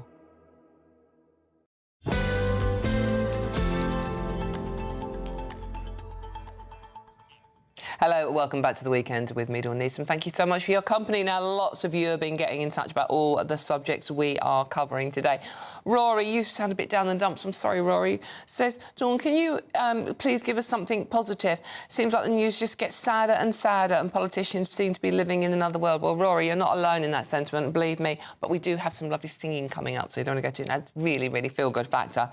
And back on to the protests outside that Migrant hotel in North London that Ben Leo is covering for us, and we will be going back there as well. Mark says we're filming a lovely lady who was standing there with a union flag in the face of the anti-racist crew. And Mark says, I'm surprised that lady hasn't been arrested for breach of the peace, and it should be policy not to allow anyone to wear a mask at any demonstration, especially you know, if they're being so vile and nasty as those people seem to be. And lots of people sending love to that lady. God bless her. Take care. And also the farmers, lots of sympathy for the farmers. Starmer has absolutely no compassion.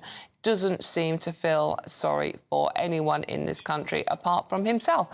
OK, well, we are now going to bring you some feel-good factor, because I love this as well.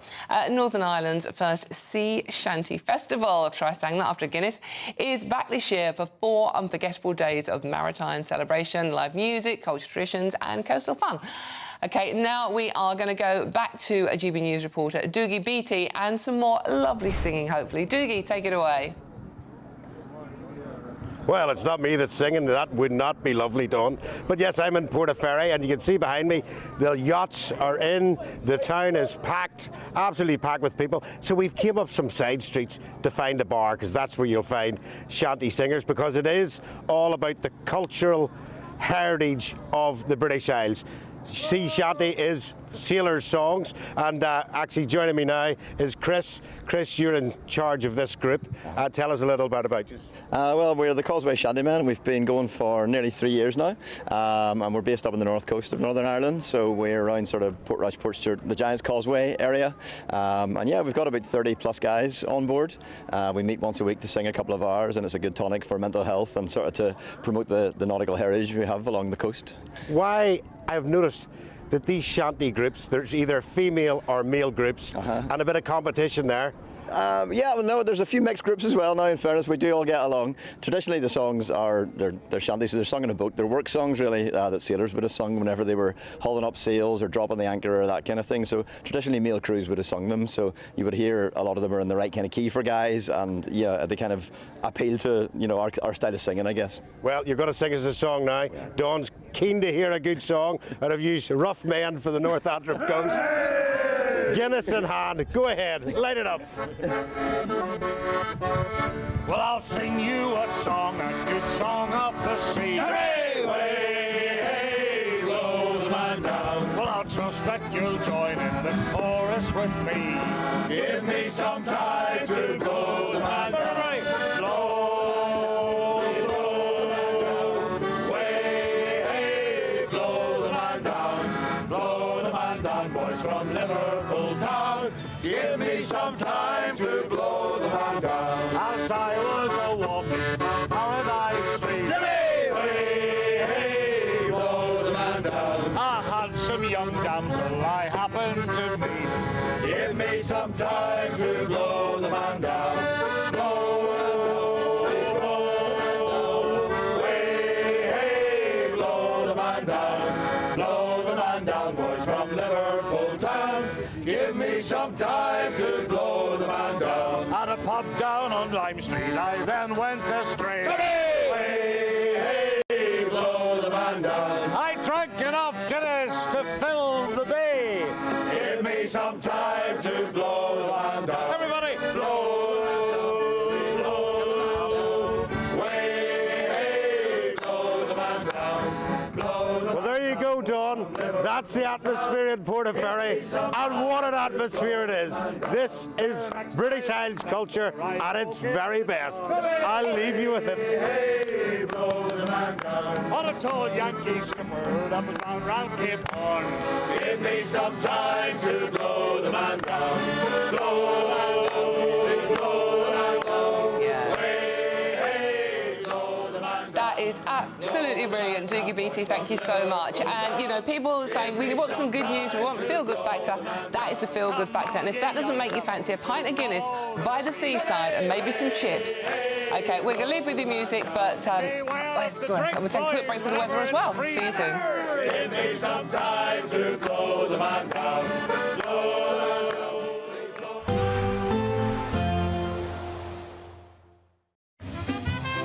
Heavy showers first thing will be followed by a warm, cosy day.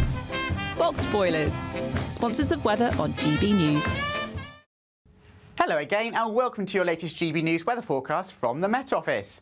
Well, we had some quite nice fine weather out there on Saturday, but we do have a more changeable pattern on the way for Sunday. Some rain spreading southwards and also turning a little bit breezy. It's courtesy of this weather front here that will bring the wet weather on Sunday, but then Storm Floris moves in from Monday, so weather warnings already in place for that and some disruptive winds are on the way. But back to this evening, and it's a mainly fine end to the day for most. That cloud melting away to leave largely clear skies across many parts of the UK overnight tonight. But notice towards the north and the west it turns breezier, cloudier, outbreaks of rain spreading in from the northwest. So quite a wet end to the night for Scotland, Northern Ireland and parts of Wales and Northern England, but a much less cold night than last night. So we begin the day on Sunday on a fairly bright note actually across the southeast. Some early morning sunshine across East Anglia and the southeast. Make the most of that sunshine because it will generally turn cloudier through the day. Temperatures quite quickly rising, and out towards the west we've got a much more humid air mass coming in from the west. So temperatures already 17 degrees at breakfast time. That rain starting to clear away from western parts of Scotland and Northern Ireland. So already turning a little bit brighter here, but a fairly soggy start to the day elsewhere for Scotland, parts of Northern England and especially Wales. That bands of rain starting to spread their way southeastwards through the course of the day. So still a few heavier bursts here and there, though some places will stay dry, so not reliable amounts of rain for the fields and the gardens. And across the very far southeast, perhaps even staying dry here for most of the day. Skies brightening further north and west, sunnier skies developing, a few heavy showers for eastern Scotland, perhaps the odd rumble of thunder, and temperatures into the mid-20s for some of us. Into the evening, that band of rain still just bringing one or two slightly heavier bursts across southern counties of England, but for most of the UK, a fine end to the day on Sunday with some clear spells. Now, some very strong winds in Scotland, Northern Ireland and Northern England, courtesy of Storm Floris on Monday, so do stay tuned to the forecasts. There will be a light breeze in the morning, leading to a warm front. Boxed heat pumps, sponsors of weather on GB News. Let us take on some of your financial stresses and pay your mortgage or rent for the next 12 months. We want to give you a cash lump sum equivalent to 12 of your monthly mortgage or rent payments, up to an unbelievable £20,000. We'll also boost that by a further £5,000, so you really could have some fun in the coming year. For a chance to win, text WIN to 63225. One entry costs £2.50 plus one standard network rate message. Or text BONUS to 63225. 5 entries cost £5 plus one standard network rate message. Go to gbnews.com/win. Entries start at £2.50. Call 0903 686 3232. Calls cost £2.50 plus your network access charge. Or post your name and number to GB15 PO Box 8690 Derby DE1 9TT. UK only. Entrance must be 18 or over. Lines close at 4 p.m. on the 29th of August. Please check the closing time if listening or watching on demand. Good luck. At GB News, we love to hear from you, our loyal community. So drop us a line at gbnews.com/yoursay. There you can talk to each other and also to the presenters live on air. gbnews.com/yoursay, because GB News is your channel, Britain's news channel. Hi, I'm Michelle Dewberry, and my show is your opportunity to cut through all the noise and dive in headfirst to some robust debates. Ideas clash. Situation, no, isn't it? Because the failure is... You're deliberately avoiding my point. Nothing's held back. And if you think this is the end of it, wait for more. And we do not shy away from the difficult stuff. Sometimes I want to shake people and say, if only you understood. So join me on Jubes & Co. weeknights at 6 p.m, only on GB News, Britain's news channel. Join me, Nana Akwe, for an informative, interactive news programme with a difference. It's fun. No, he didn't say that, Dave. I'm so surprised. I think there's an element of truth to that. Join me from 3 p.m. every weekend, only on GB News, Britain's news channel. Good Afternoon Britain isn't just about us. The wonderful thing about this programme is it's about everyone watching. It's an interactive programme. Well, there absolutely is something to see here, and we're going to be talking about it more. Whether it's breaking royal news, please bring us up to date, or indeed a particularly punchy speech in the House of Commons. Very, very curious. We bring it to you live, and then we bring you live reaction as well. That's Good Afternoon Britain, weekdays from midday. Only on GB News, the People's Channel, Britain's news channel. In the GB Newsroom, we bring you the news as it happens. With our team of dedicated journalists across the UK, we're ready to keep you up to date with what's happening every half an hour, every single day. Bulletins here on GB News, the People's Channel, Britain's news channel.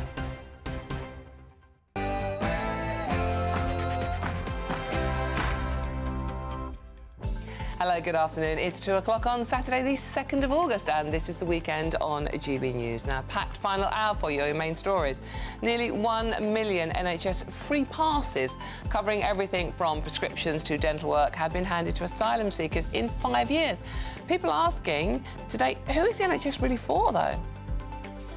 And protesters and counter-protesters are, yes, gathering outside a London hotel used to house asylum seekers, with the Met Police confirming an increased presence. As tensions rise in the community, the debate over immigrant accommodation returns to the streets across the country this weekend.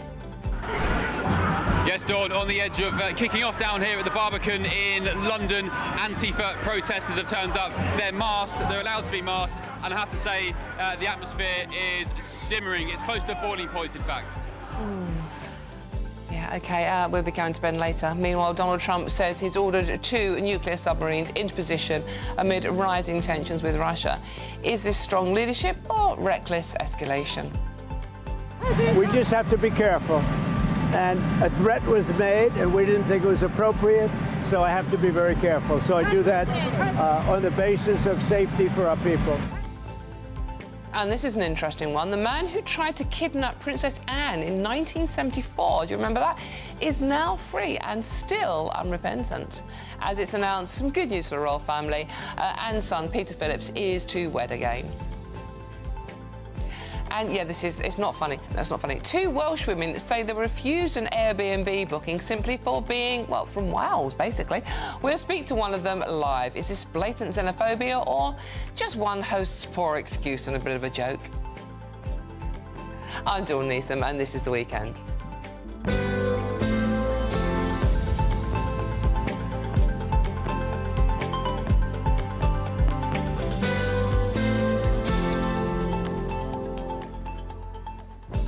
So, thank you so much for your company this afternoon. Really appreciate it. I understand how busy weekends are for everybody at the moment, but do remember, if you are and about, you can take GB News with you on your radio, on your laptop, on your phone. There is no escape, basically. But you may as well just sit on the sofa and chill. It is the weekend after all. And we want to know your thoughts on all the stories we're talking about today, or anything you want to have a chat about. It is, as I say, the weekend. Simple to get involved. Just go to gbnews.com/yoursay and join in our conversation. But before we get stuck into the last hour of today's packed show, let's get the news headlines with Bethany Elsey.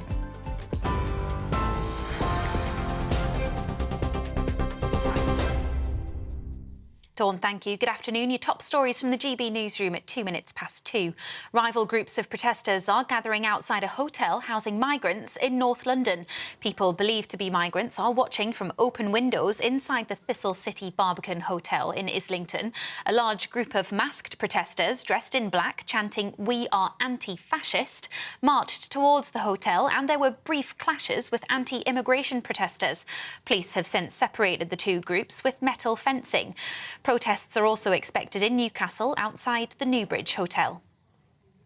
A 76-year-old man has been remanded in custody after appearing at Leicester Magistrates Court charged with child cruelty offences. John Reuben from Nottingham has been charged with 3 counts of the willful ill-treatment of a child after several children felt unwell at a summer camp in Leicestershire. 8 children from the camp near Melton Mowbray were taken to hospital as a precaution, and all have since returned home. Mr Reuben will appear at Leicester Crown Court later this month. President Donald Trump has ordered 2 nuclear submarines to be positioned in what he described as the appropriate regions. He said he was responding to comments made online by the former Russian President Dmitry Medvedev, which Trump described as highly provocative.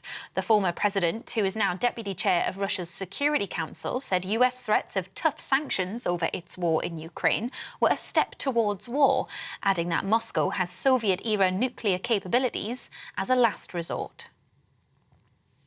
President Trump's Middle East envoy has met with the families of Israeli hostages held in Gaza.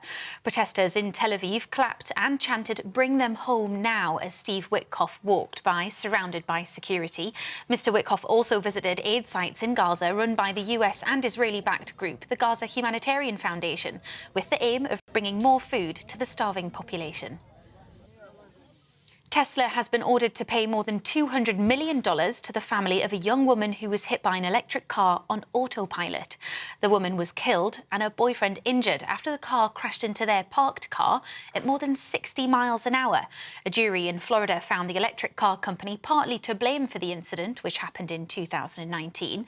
Elon Musk's company says the driver, who admitted he was distracted by his phone before the crash, was at fault and that it would appeal.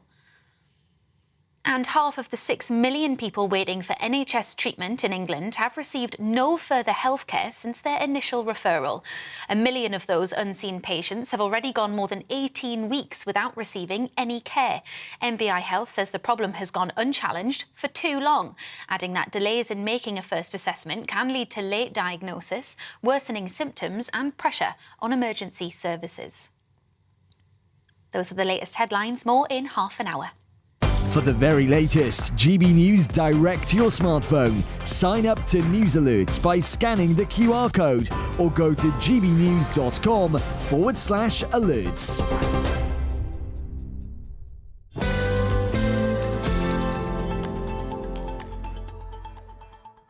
Thank you very much, Bethany, and welcome back to you all. And thank you for your company this afternoon. Lots of you, which is really lovely, getting in touch about our Sea Shanty segment. Nanza saying, "It's really made my day. Cheers, Dawn." It's making mine as well, actually.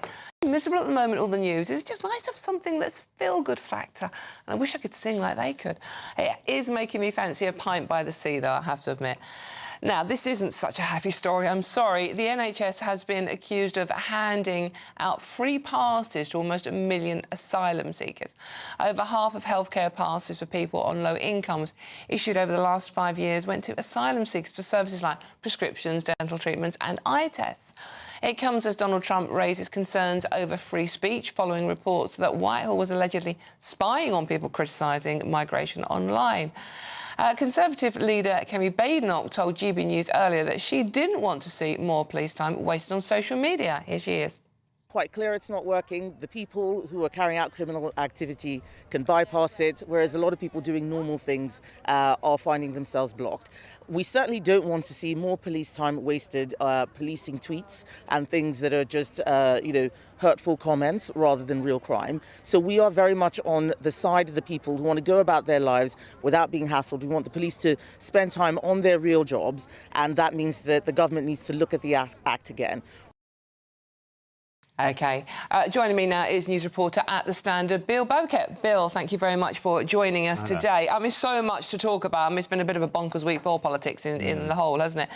So let's start with what Kemi was saying there about basically the police now and the online safety special unit policing our tweets rather than our streets. I mean, a lot of people are angry about this one. And incredibly angry. This is the counter-disinformation unit within the Department for Science, Innovation and Technology. It was actually created during the coronavirus pandemic to sort of monitor sort of anti-lockdown or anti-vaccine views. And it's persisted, and now it seems to be monitoring the views of people on the likes of X as well as TikTok, making videos and comments about migrant hotels and immigration, and also two-tier policing as well.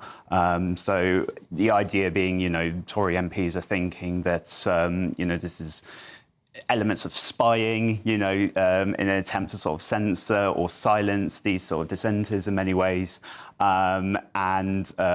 you know, many of them have very legitimate views as well. That's, you know, not necessarily bigoted or racist or whatnot. And this was leaked by the House Judiciary Committee over in the United States. In America, we have to rely on the Americans to tell us that our social media was being monitored by our government. Mate, that makes sense. But talking about people being angry about sort of like being monitored for, talking about migration and the hotels, which we are paying a vast amount of money for. You've actually been on the ground yourself, haven't you, in Epping, in Essex, covering that hotel there. Tell us a bit more about what that was like for you. Yeah, so I was at the Bell Hotel in Epping in Essex, covering it on the ground for the Standard. Huge demonstration as well, sort of stand up to racism, also held a sort of a counter demonstration as well, walking all the way from the station, the underground station, to the hotel. And, you know, having spoken to people on the ground, you really do feel like the Overton window is shifting in many ways. Speaking to locals who have lived there for decades, and they're visibly angry about the impact that migrant hotels is having on, you know, child safety, also on public services as well. And, you know, these are people that, you know, and it was generally peaceful as well. I think there were 3 arrests, I think, on that particular day. But, you know, at least over 1,000 people turned up. And these were ordinary. I mean, we've seen, from the hotel we're covering in North London today, we've seen sort of like, you know, the anti-racist people turn up with their masks and the red band clubbers, and they're very, very aggressive towards people who simply seem to be worried about their children, their grandchildren growing up in that area. Absolutely, and it's also legitimate concerns from political leaders as well. You know, Epping Forest District Council, they've called for the Home Office to close this hotel. So has the local MPs, you know, local reform councillors as well. It's not just like a select group of people who have, you know, come from afar, you know, to come and sort of shout at sort of asylum seekers outside the hotel. These are local people. And they're genuinely concerned, yeah. I mean, the other thing a lot of our viewers are concerned about today is a story, I think it's in the Times or the Telegraph, forgive me, I can't remember which now. Almost 1 million NHS free passes have been given out to asylum seekers in the last 5 years. What's going on here? Yeah, so I must give a shout out to Lewis Brackpool. He was the one that is an independent journalist who uncovered this data. But effectively, these are HC2 certificates. Yes. So, you know, these are effectively, you know, support that the NHS will give to low-income families to pay for things like prescriptions, you know, dental care, eye tests as well as travel expenses. But it emerged that 60% of the sort of 1.6 million people that have these HC2 certificates are migrants. And it's costing the NHS a huge amount of money as well. And this is a health service that is incredibly strained at the moment. Hospitals are crumbling. You know, the NHS haven't hit its, you know, 18-week target, I think, in nearly a decade. And yet, you know, they're handing out so many to these asylum seekers. It is astonishing how the people in power, Bill, do seem to be getting it so wrong at the same time as we have that report. And it's not just the individual, it's also their family, their dependents. We have the front page of The Guardian today saying that almost half of the 6 million people needing treatment from the NHS in England have no further care at all since joining the bottom of the waiting list. Meanwhile, we have migrants being given literally a free pass. Absolutely. And it's, you know, it leaves a bitter taste in many, you know, many people's mouths in many ways. And the cost that it's having is monumental. There was a report done, I think, by the Centre for Policy Studies, and they worked out that the cost of you know, in terms of social housing, also healthcare, you know, to pay for all these migrants is in the range, I think, £200 billion. It is right. And your readers angry with this? I mean, you cover the London area, but I mean, what response are you getting from your readers? Yeah, I mean, obviously you're seeing sort of two sides to it. I think in sort of one respect, yes, you know, we have a duty to sort of protect these people who are, you know, fleeing war-torn countries. Of course. But at the same time, you know, in this particular case with, like, the Bell Hotel, one of the residents has currently been charged with, you know, with sexual assault and, you know, approaching a minor of age 14. So, yes, of course, I think you've got to look at it from sort of both perspectives. But, you know, when you're seeing, you know, even the Labour government are having to, you know, be sort of hard-hitting when it comes to, you know, dealing with migration, they claim, I think they've at least moved 35,000 people. They won't use the word deported, but they're saying that 45,000 people have I think they won't use the word deported because basically those people's visas had run out. So they're sounding like we are sending people back when really their visas run out and they were going to go back in any case. Bill, thank you very much for joining us today, talking through the week's politics. That's Bill Bucket, a news reporter at The Standard there. Thank you very much for joining us. OK, now an NHS spokesperson has said the NHS is legally required to provide healthcare services to asylum seekers, including access to help with health costs through NHS low-income scheme. OK, we're moving on from that story now. The Metropolitan Police has outlined their policing plan for potential protests outside hotels housing asylum seekers this weekend. The force says they will protect the right to peaceful protest but intervene decisively where offences take place. We are now going to go back to GB News presenter Ben Leo, who's at a hotel in North London. Ben. Hello, Dawn. Hello, viewers. Good afternoon. Yes, about 5 minutes ago, I would have said we were at risk of kicking off down here. The atmosphere was getting a little bit tetchy. Police were squaring off against the shed load of masked Antifa members. So Antifa means anti-fascist. There is an argument about whether they are actually anti-fascist or perhaps the fascists themselves. But they are all masked. And the police tell me there is no enforcement order, as we saw at the likes of the Bell Hotel in Epping last weekend, for people to remove their face masks. In fact, some people last weekend were arrested for refusing to move their masks. But Antifa have arrived. They're all masked up, some wearing, I'd argue, military-style balaclavas over their faces.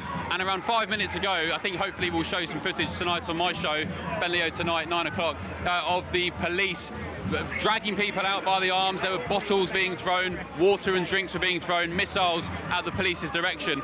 And it all stems over the concern over this hotel here, Dawn and viewers, this big brown building here, where a little bit earlier some migrants were at the windows waving to the crowds, even dancing along to some of the music and the drum beats being played by the anti-protesters, the Stand Up to Racism protesters. I guess they've been told to get themselves out the windows now out of fear of provoking the crowds. But this hotel, Dawn and viewers, is under particular controversy because it's been revealed that I'd say around up to 90, at least dozens of people staying here, migrants, have been either arrested or indeed charged with various crimes over recent months. The locals here in London are concerned about it. They're worried about the safety of their children, of their community. The police now moving somewhere to try and mobilise. But it has calmed down slightly over the past 5 minutes. The other thing to mention, Dawn, the other story which isn't taking place here but down the road in Canary Wharf at the Britannia Hotel. Not sure if you mentioned that hotel in the financial centre, Canary Wharf. The Home Office last week, they said absolutely no migrants will be put in that Britannia Hotel.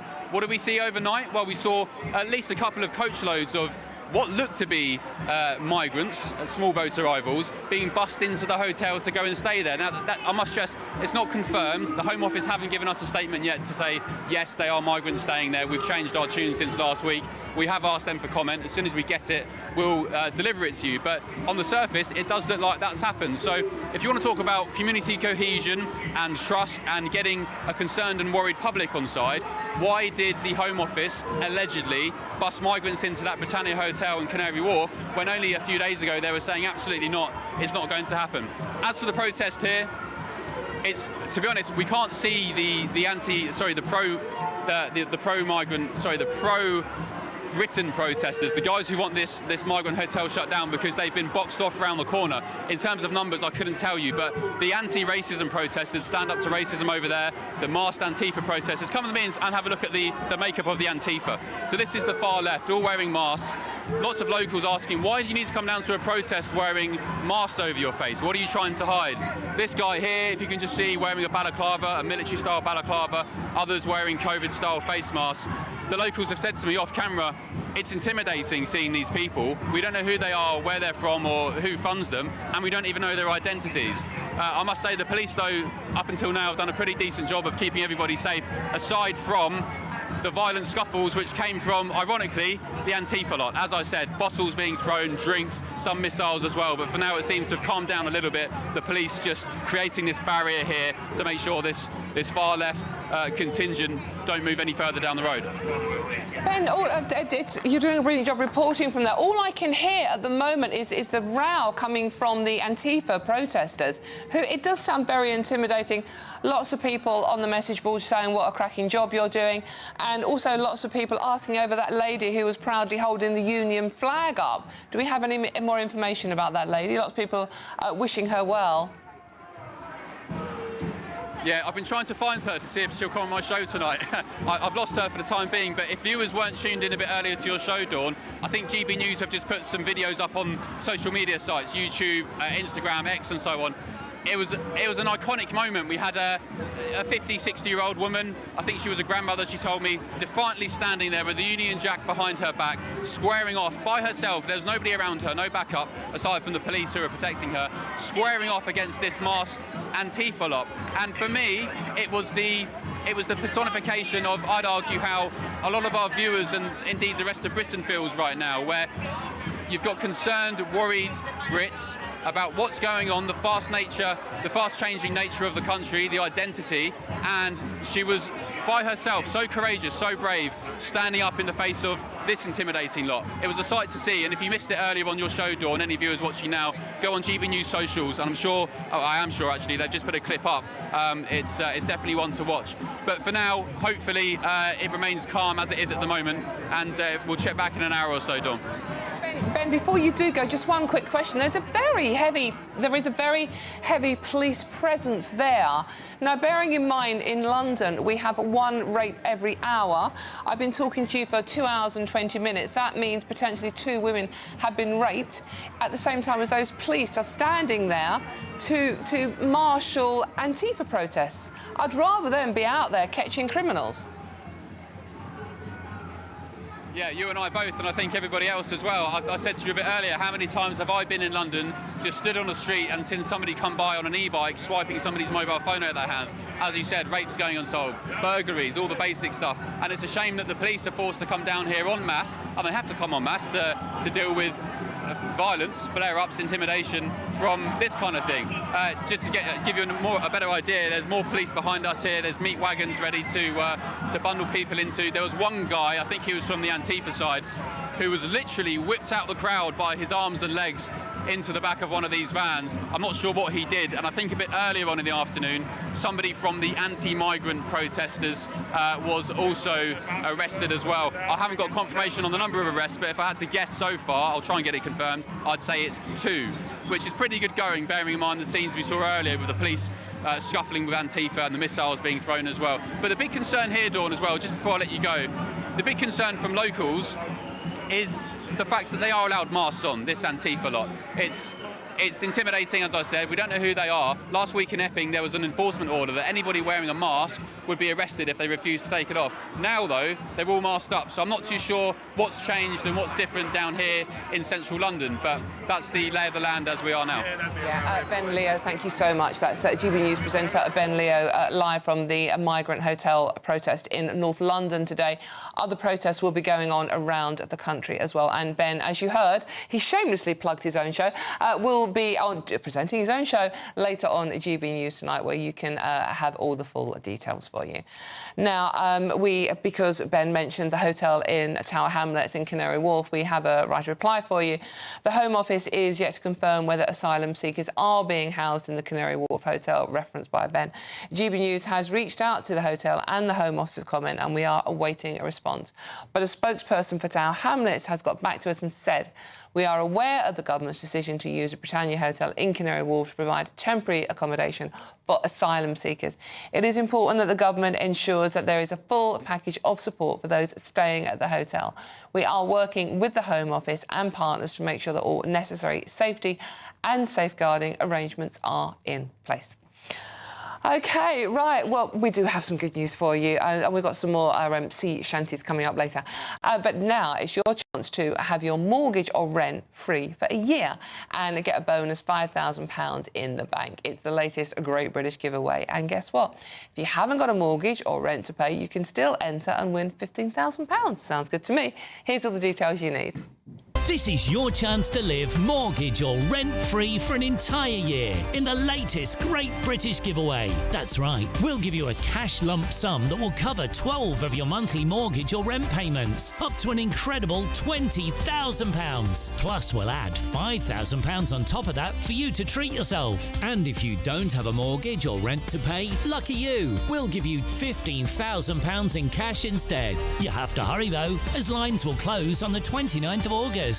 For a chance to win, text WIN to 63225. One entry costs £2.50 plus one standard network rate message. Or text BONUS to 63225. 5 entries cost £5 plus one standard network rate message. Go to gbnews.com/win. Entries start at £2.50. Call 0903 686 3232. Calls cost £2.50 plus your network access charge. Or post your name and number to GB15 PO Box 8690 Derby DE1 9TT. UK only. Entrance must be 18 or over. Lines close at 4 p.m. on the 29th of August. Please check the closing time if listening or watching on demand. Good luck. Good luck indeed. That'd come in handy, wouldn't it? I'm Dawn Neeson. This is GB News. Loads more coming up. All coming up to our final half hour together. Now, we're asking, why is white working class anger boiling over in Britain? We'll be discussing that very soon. All of that and much more to come. This is GB News, Britain's news channel. We'll see you very soon.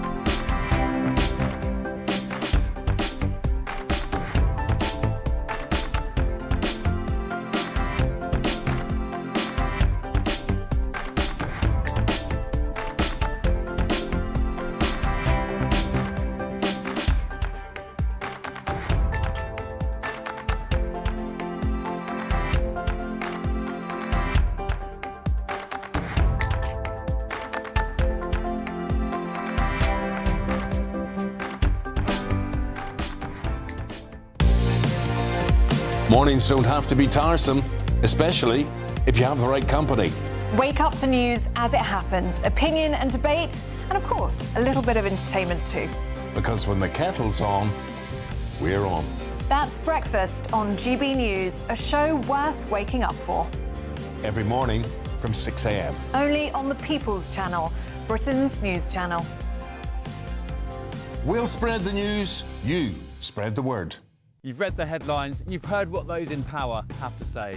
How about now we actually get to the truth? They would pay attention. We go beyond the political theatre and tell you what's really going on behind the scenes. For a massive council tax hike, one of the biggest in the UK. Others follow their lines, but we go off script.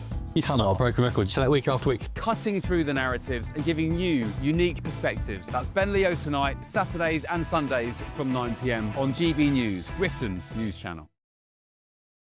Westminster's full of talk, but out here, it's the real world. Am I allowed to talk now? No, that's it. This is where it matters, real people and real lives. That's what politics is all about. The fact is Trump made a good start, no. Straight answers, no spin, and just a couple of pints. How many fingers have I got up? About 10. So join me for Lee Anderson's Real World every Friday at 7 p.m. only on GB News. The People's Channel, Britain's news channel.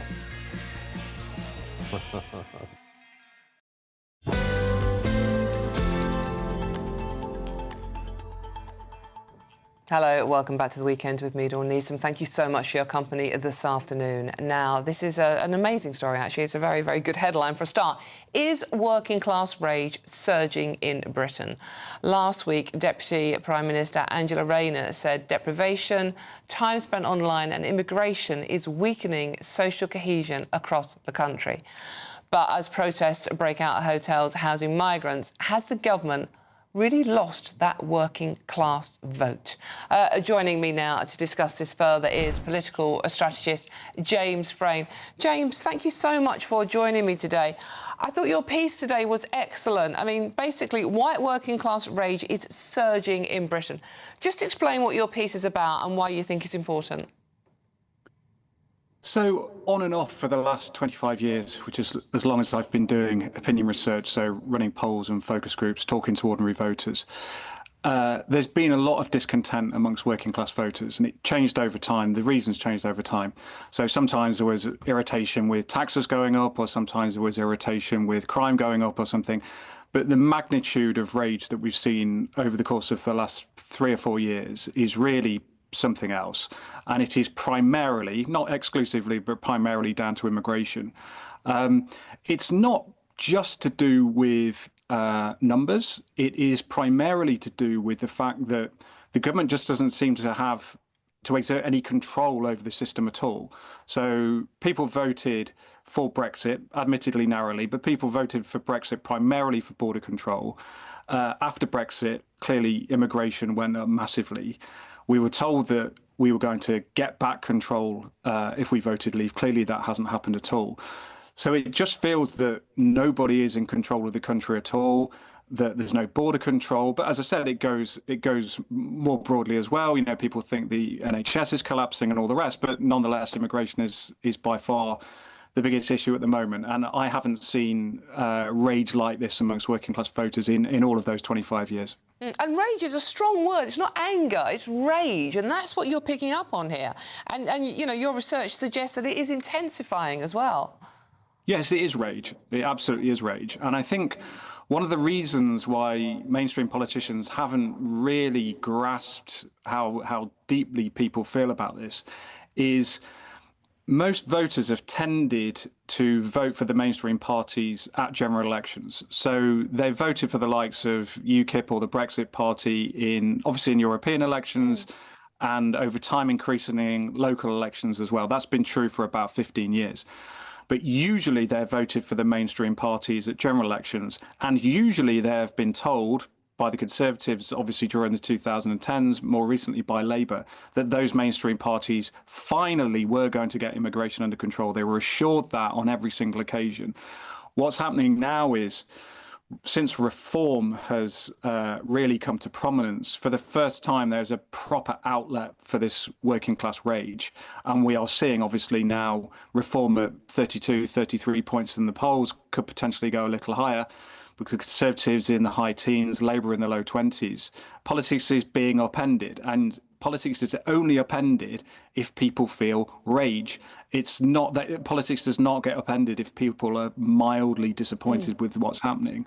So the primary driving force within politics at the moment is working class rage. Now, that's not to say that there are not other voters that are not irritated too. Clearly they are, but it's the fact that this group of voters, which is maybe 40, 50% of the whole, are finally coalescing around a particular party. That's what's changing the game. It's reform that have actually changed that. And that particular paragraph that caught my eye when you say politicians often see working class people as helpless victims, almost like children who will change their minds if properly educated. That's an incredible indictment of what politicians of all colours think of the working classes in this country, the people that pay their wages. Well, if you look at the Brexit vote, straight after the Brexit vote, we had vast amounts of politicians from, not just from the Labour Party, but right across the board, basically saying that people were lied to, they didn't know the truth, as if they were, as I said, as if they were like children that were just sort of spoon-fed lies and they didn't understand what they were doing, and therefore it was all a sort of illegitimate vote. And we had 2 or 3 years after the Brexit vote where this was rumbling on, that somehow people were cheated, Apparently there was Russian propaganda that made idiots vote for Brexit. I mean, really extraordinary stuff. And even now, when you see some of the analysis that is coming out of this government, there was apparently, for example, an away day at the Prime Minister's residence, Chequers, a month or so ago, where people were talking about, well, why are working class people angry? And it was again things like they're spending too much time online. There's too much truancy. There's just too much poverty, rather than just accepting that people, for example, don't want to see such high levels of immigration. They don't want to see the asylum system working as it is. But as I say, there are broader issues at stake as well. They would like the NHS fixed. They would like the cost of living crisis dealt with. But they are always looking for reasons why working class people are just not as enlightened as them, as not as educated as them. And in time, they are going to realise that, you know what, the working class are actually going to give them some back, I think. They are going to give them a kick up the bum, aren't they, to use the colloquial phrase. James, thank you so much. Absolutely fascinating piece there. Thank you very much for joining us. That's James Frayne, political strategist. Let me know what you think about that. The headline on that article, White Working Class Rage is Surging in Britain. You've heard what James had to say. I want to hear what you've got to say now. gbnews.com/your say. I'm Dawn Neeson. This is GB News. There's loads more coming up. But first, it is, gosh, going fast, the news headlines with Bethany Elsey.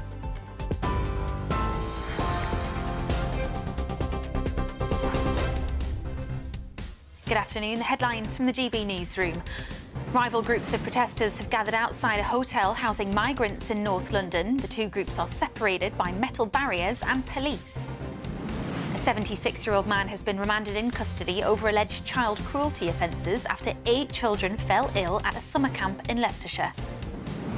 The US president orders 2 nuclear submarines to be positioned in appropriate regions in response to comments by a former Russian president, which Trump described as highly provocative. Half of the 6 million people waiting for NHS treatment in England have not received any further healthcare since their initial referral. Those are the headlines for now. More at the top of the hour. For the very latest GB News direct to your smartphone, sign up to News Alerts by scanning the QR code or go to gbnews.com/alerts.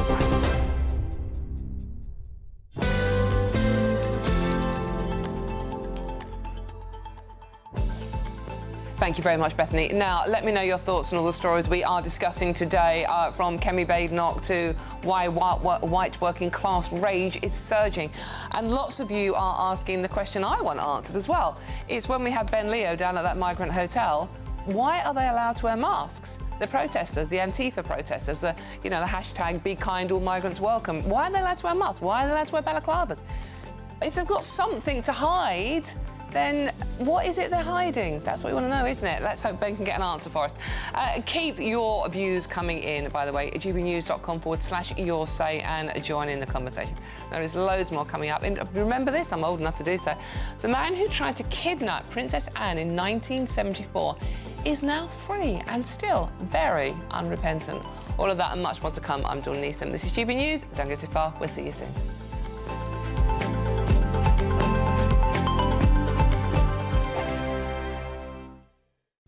Hello there and welcome to your latest GB News weather forecast from the Met Office. Lots of fine weather on offer through the course of this afternoon, some warm spells of sunshine too, but we do have storm Florence on the way for Monday, so some potentially disruptive winds on the way. And ahead of that, we do have this weak weather front pushing southeastwards across the UK through tonight and into Sunday, so some rain as well for some of us before then too. But on Saturday afternoon, it's not going to be blue skies for everyone, but nonetheless, there will be some warm spells of sunshine, perhaps the best of which will be around some western coasts of England and Wales, and more especially across Scotland, where there should be plenty of sunshine. And in that sunshine, it should feel warmer than it did on Friday, highs of 20 to 24 degrees Celsius, so around average for the time of year, and winds also lighter too. Fairly fine into this evening as well, that cloud starting to melt away, particularly in the south, so some evening spells of sunshine in southern counties too, but still fairly large amounts of cloud. We'll run into more in the way of sunshine across parts of Wales, northern England and Scotland, so a fine evening to come here, still fairly pleasantly warm in that sunshine, temperatures in the teens Celsius as we begin the evening too. But out towards the west, we have got this frontal system pushing in to western parts of Northern Ireland and western parts of Scotland. Associated with that will be some fairly heavy outbreaks of rain through later this evening and more especially overnight. That band of rain will push its way eastwards and southwards, introducing a more humid air mass, so lots of low cloud, hill fog developing, and again, still some heavier outbreaks of rain in places. Staying much drier though towards the south and the east of the UK, clear skies here and not as cold as it was last night, temperatures holding up into double figures for all of us. And a pretty mild and humid start to the day on Sunday, particularly across the west. Lots of low cloud around coast, outbreaks of rain pushing their way southeastwards across the UK. Still some heavier bursts in places, but the front weakening as it comes towards the south, so only showery rain in the southeast later in the day. Brighter skies following from the north and temperatures ranging from 20 to 25 degrees. At GB News, we love to hear from you, our loyal community. So drop us a line at gbnews.com/yoursay. There you can talk to each other and also to the presenters live on air. gbnews.com/yoursay, because GB News is your channel, Britain's news channel. Britain was once the envy of the world. But look around, a nation that no longer knows what it is or where it's going. A country that's broken. How do we fix Britain? How do we bring it back? Friday night with Matt Goodwin at 8 p.m. only on GB News. In the GB Newsroom, we bring you the news as it happens. With our team of dedicated journalists across the UK. We're ready to keep you up to date with what's happening every half an hour, every single day. Bulletins here on GB News. The People's Channel. Britain's news channel.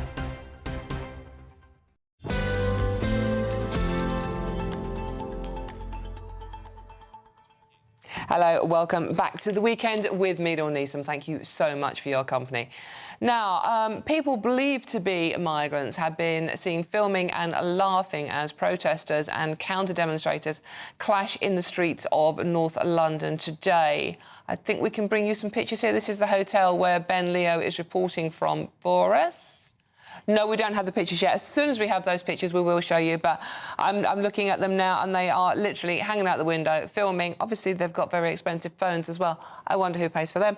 And filming the protesters below. So we will have those pictures, and we will show them as soon as we've got them. OK, there you can see. These are the migrants in the hotel that Ben Leo is reporting from for us today in North London. You can see there the people in the hotel rooms laughing and looking out the windows and filming the protest below. The protest below being local people who are concerned about this hotel being full of young, undocumented male migrants. And as Ben said earlier, there's been a particularly high number of men in this hotel who have been questioned over sexual assaults, and also the Antifa, the people who are there in masks protesting that all migrants are welcome. As you say, if you're listening on the radio there, it is literally pictures of young men hanging outside at hotel rooms, laughing and filming and joking. We will be coming back to that story as much as we can this afternoon. Now, meanwhile, we'll do a bit of royal story, shall we? A man who tried to kidnap Princess Anne has been released from prison. Ian Ball tried to abduct the princess and her then husband, Captain Mark Phillips, as they were driven to Buckingham Palace way back in 1974. Now, the reason this is important is that now 77 years old, he has been released and is claiming he's innocent despite self-publishing a novel called How to Kidnap a Princess. Royal commentator Richard Fitzwilliams joins us now. Richard, good to see you. Thank you so much for joining. Now, the front page of the Daily Mail today. Anne's kidnapped gunman is free. Tell us more about this one. Well, this is extraordinary. Apparently, I mean, you mentioned the kidnap attempt, which in point of fact was, well, it was extraordinary because Princess Anne's detective was shot 3 times. Her chauffeur was shot. A journalist attempting to assist was shot. And also there was a PC who tried to help and was shot. If, in point of fact, the Ian Ball, who was the attempted kidnapper, if he hadn't been subdued by Ronnie Russell, a particularly powerful boxer, you wonder where this would have happened. I mean, this was the famous occasion where Princess Anne, being dragged one way by her husband since the previous November 1973, Captain Mark Phillips, was being dragged by the other way by Ian Ball. He insisted she come with him, and she replied, not bloody likely. He was hoping to get from £3 million. There was some weird plan that he'd set out. What in fact has happened, he was found guilty at the Old Bailey. It was supposed to be a sentence without end, but he was apparently freed in 2019 and subsequently is peddling some weird fantasy story, depending on what you believe. It's in the Mail today, and the one thing that is true, he does say that the princess wasn't bothered. I was more scared than her. I think that is true. The rest of it is supposed to be some fictional detective who helped him. There was supposed to be a hoax and so forth. But it is a weird tale. It really is, and let's not forget, I mean, you know, although this chap, I mean, he is now in his 70s and was held in Rampton and Broadmoor, secure mental hospitals, but is now free and living in London. I mean, he did shoot somebody. I mean, how worried should Princess Anne be that he's actually back on the streets? Well, I think that, clearly, as far as she's concerned, she's always been one of the most popular royals, and also she has quipped that if somebody really wanted a serious attempt to wipe you out, it perhaps wouldn't be too difficult, but they'd be taking on an awful lot if they took on her. I mean, so far as his views are concerned, if you read the article, I mean, it just simply doesn't make any sense.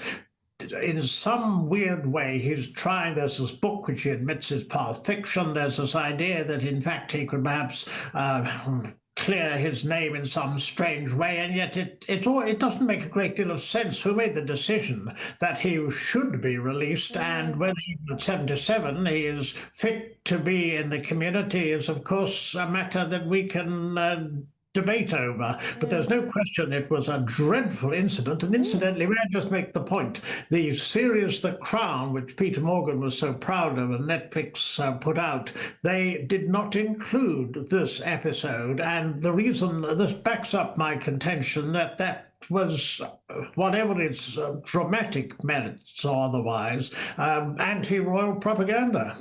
Well, yeah, absolutely. But it does sound like you're still obsessed with the princess. I mean, if I was her, I'd still be very concerned about my safety. I think it's a very worrying situation. I mean, obviously, as you say, he was sad that this matter of who made this decision, the fact that he apparently has been or is considered, despite all these fantasy theories, fit to walk the streets, you do wonder where it might go. Yeah, absolutely. But there is some good news, just very briefly. Anne's son, Peter Phillips, has got engaged. Indeed, yes, and to an NHS paediatrician. Yes, absolutely. And also we're looking forward to a wedding that will be, I think, decorative and spectacular. Though I would make one point. This wedding will most certainly not, as Peter Phillips' previous wedding, and he married Autumn Kelly, from whom he is now divorced, it will not be exclusively given over to hello, something Queen Elizabeth was not told about for I think it was some £500,000. Not this time. Yeah, no, I do remember that. Well, we wish them all the best, and they're a very happy picture of them. And as you say, she's a nurse as well, so maybe bring the royal family down to earth and let them understand what it's like on the NHS frontline. Thank you very much for joining us. That's Richard Fitzwilliams, royal commentator. OK, now, if you are in search of some holiday sun, and who is, it's holiday season, here is a forecast for those top European destinations for you. Dinner under the stars tonight? That reminds me of our travel insurance. You mean All Clear Skies? All Clear Travel Insurance sponsors GB News travel destinations forecast. Whilst the UK gears up for Storm Floris, it turns increasingly hot in Portugal, although there'll be some heavy rain in Croatia and Italy, particularly the central part of Italy. Thunderstorms expected here, thunderstorms moving through parts of Croatia and Bosnia. But for much of Iberia, it's sunny spells and increased heat. Higher temperatures than average for much of Portugal. And that's expected to continue into the start of next week. All Clear Travel Insurance sponsors GB News travel destinations forecast. Well, some lovely hot temperatures there, weren't there? I'm Dawn Neeson, this is GB News, and there's loads more coming up on today's show. 2 Welsh women say they were refused an Airbnb booking simply for being, well, Welsh. We'll speak to one of them live next. All of that and much more to come. This is GB News at Britain's News Channel. Don't go too far, we'll see you soon. This is Britain's Newsroom, where your voice matters. It's just astonishing. With expert analysis and honest opinion, we don't just keep you informed. We bring you unique perspectives you won't see anywhere else. Can't argue with any of that. When the news happens, it happens here. On Britain's Newsroom, weekdays from 9:30 a.m. Only on GB News. GB News Breakfast. Every day from 6 a.m. It's a really nice idea to get the public involved, and it's our notes, isn't it? So why shouldn't the public have to say on who's on notes? And it's not just people; it's also places, and anything particularly British. I mean, I'd like to see Big Ben on some notes, which is a very distinctive element of this country. Big Ben, everybody recognises Big Ben across the world. Being rather populist, I'd have the Beatles on there. The best band that we've ever had, the best band in the world ever. For heaven's sake, not You careful, you'll upset the viewers. Beatles are fantastic. But you want something like that which recognises the talent that's been in this country. We've had Shakespeare, of course, and we've had Winston Churchill. But let's have something a bit more up to date. David Attenborough. A brilliant idea. Thank you. Brilliant idea. No, I've just come up with that, and I thought that was quite good. And then they also encourage ideas, nature, don't they? So I thought maybe some acorns. Why not a beaver? A beaver is a great idea, Claire. Two things. And a dam. Two things to mention on this, right?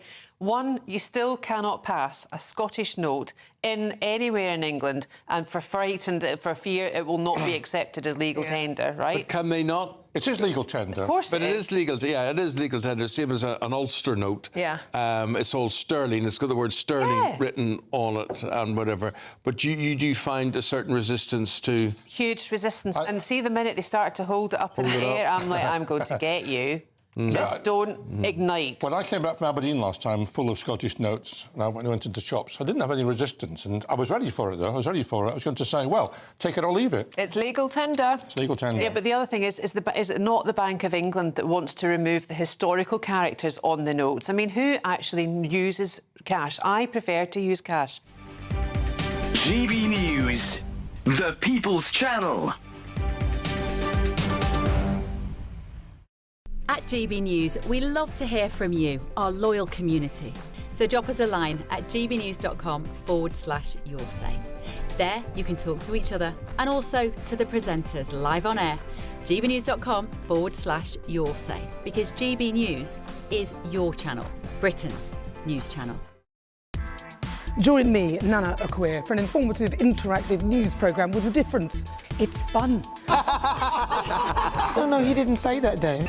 I'm so surprised. I think there's an element of truth to that. Join me from 3 p.m. every weekend, only on GB News, Britain's news channel.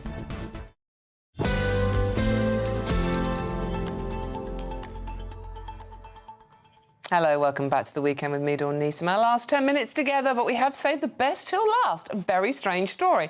2 Welsh women say they were stunned when an Airbnb host rejected their booking with the only explanation given, because you're from Wales. The pair had planned a night out in Manchester to attend a concert, but now accuse the host of outright xenophobia. One of them joins us now live to share exactly what happened and why she believes it's a case of discrimination. Joining me now is Gemma Louise Goff. Gemma, thank you so much for joining me. I can't believe your story. It sounds astonishing. So basically, you and your friend, you're in your 30s, you're not exactly, teenagers, you're not a group of young men, booked an Airbnb to go and see a gig. Tell me what happened then. Well, we found the Airbnb. It looked really clean. It was in the centre. It was exactly what we wanted, just a bed for the night. And we messaged, we paid up front, and she then messaged within the hour sorry, we had the email saying that it was declined and refunded. So we'd messaged and said, you know, like the message says, really politely, hi, why has it been declined, with a kiss on the end? Yeah. And she literally only wrote that one word, and Wales was in capital letters, so it was more like against Wales. It was utter shock. What did you think when you read? I mean, did you think it was a joke? Maybe she was sort of like, you know, had messaged you when she was drunk and it was just a joke? Or I can't believe anyone would actually say that. Yeah, I never thought it was a joke, actually. No, it was just... I've never faced discrimination on any level before, so the experience was quite surprising and unsettling at the same time. But I was in utter shock. It made me feel instantly like an outsider and not welcome, for the simple fact I'm from Wales. But more so, we were so confused. We were like, why? Like, not that you're a Welsh woman, or it was Wales. So we went onto her reviews and checked where everyone else had been, and there was Hong Kong, Brazil, America, New York. It was everywhere. But also Cardiff, Llandudno, Llantrisant, Abertillery. They're all towns in Wales. So we don't have any explanation or answers as to why. And you haven't even had an apology, have you? No. And as you say, Gemma, I love this. You say, we're amazing, the Welsh are lush. I love that. We are lush. It certainly made me want to speak up more and tell the nation. Gemma, we have to go. I think the Welsh are lush as well. Thank you so much for joining us today. OK, thank you very much for joining me. Don't go too far, because Nana is up next, and here she is. Thank you, Dawn. And listen, we've got a very exciting show. First of all, we need to talk about what's going on with the protests, of course, outside the migrant hotels. They are taking pictures with their phones that they've been given, and they're laughing at the protesters, which I think is totally out of order. Plus, Donald Trump, is he right to be sending nuclear subs closer to Russia? Is there a fear of some sort of escalation? And I've got a monologue on Sir Keir Starmer and Donald Trump. Who would you rather was running this country? That's on the way after the weather.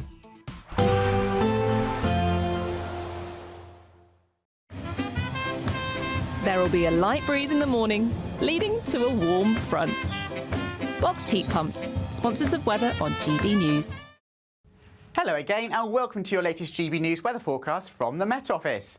Well, we had some quite nice fine weather out there on Saturday, but we do have a more changeable pattern on the way for Sunday. Some rain spreading southwards and also turning a little bit breezy. It's courtesy of this weather front here that will bring the wet weather on Sunday, but then Storm Flores moves in from Monday, so weather warnings already in place for that, and some disruptive winds are on the way. But back to this evening, and it's a mainly fine end to the day for most. That cloud melting away to leave largely clear skies across many parts of the UK overnight tonight. But notice towards the north and the west it turns breezier, cloudier, outbreaks of rain spreading in from the northwest. So quite a wet end to the night for Scotland, Northern Ireland and parts of Wales and Northern England, but a much less cold night than last night. So we begin the day on Sunday on a fairly bright note actually across the southeast. Some early morning sunshine across East Anglia and the southeast. Make the most of that sunshine because it will generally turn cloudier through the day. Temperatures quite quickly rising, and out towards the west we've got a much more humid air mass coming in from the west, so temperatures already 17 degrees at breakfast time. That rain starting to clear away from western parts of Scotland and Northern Ireland, so already turning a little bit bright.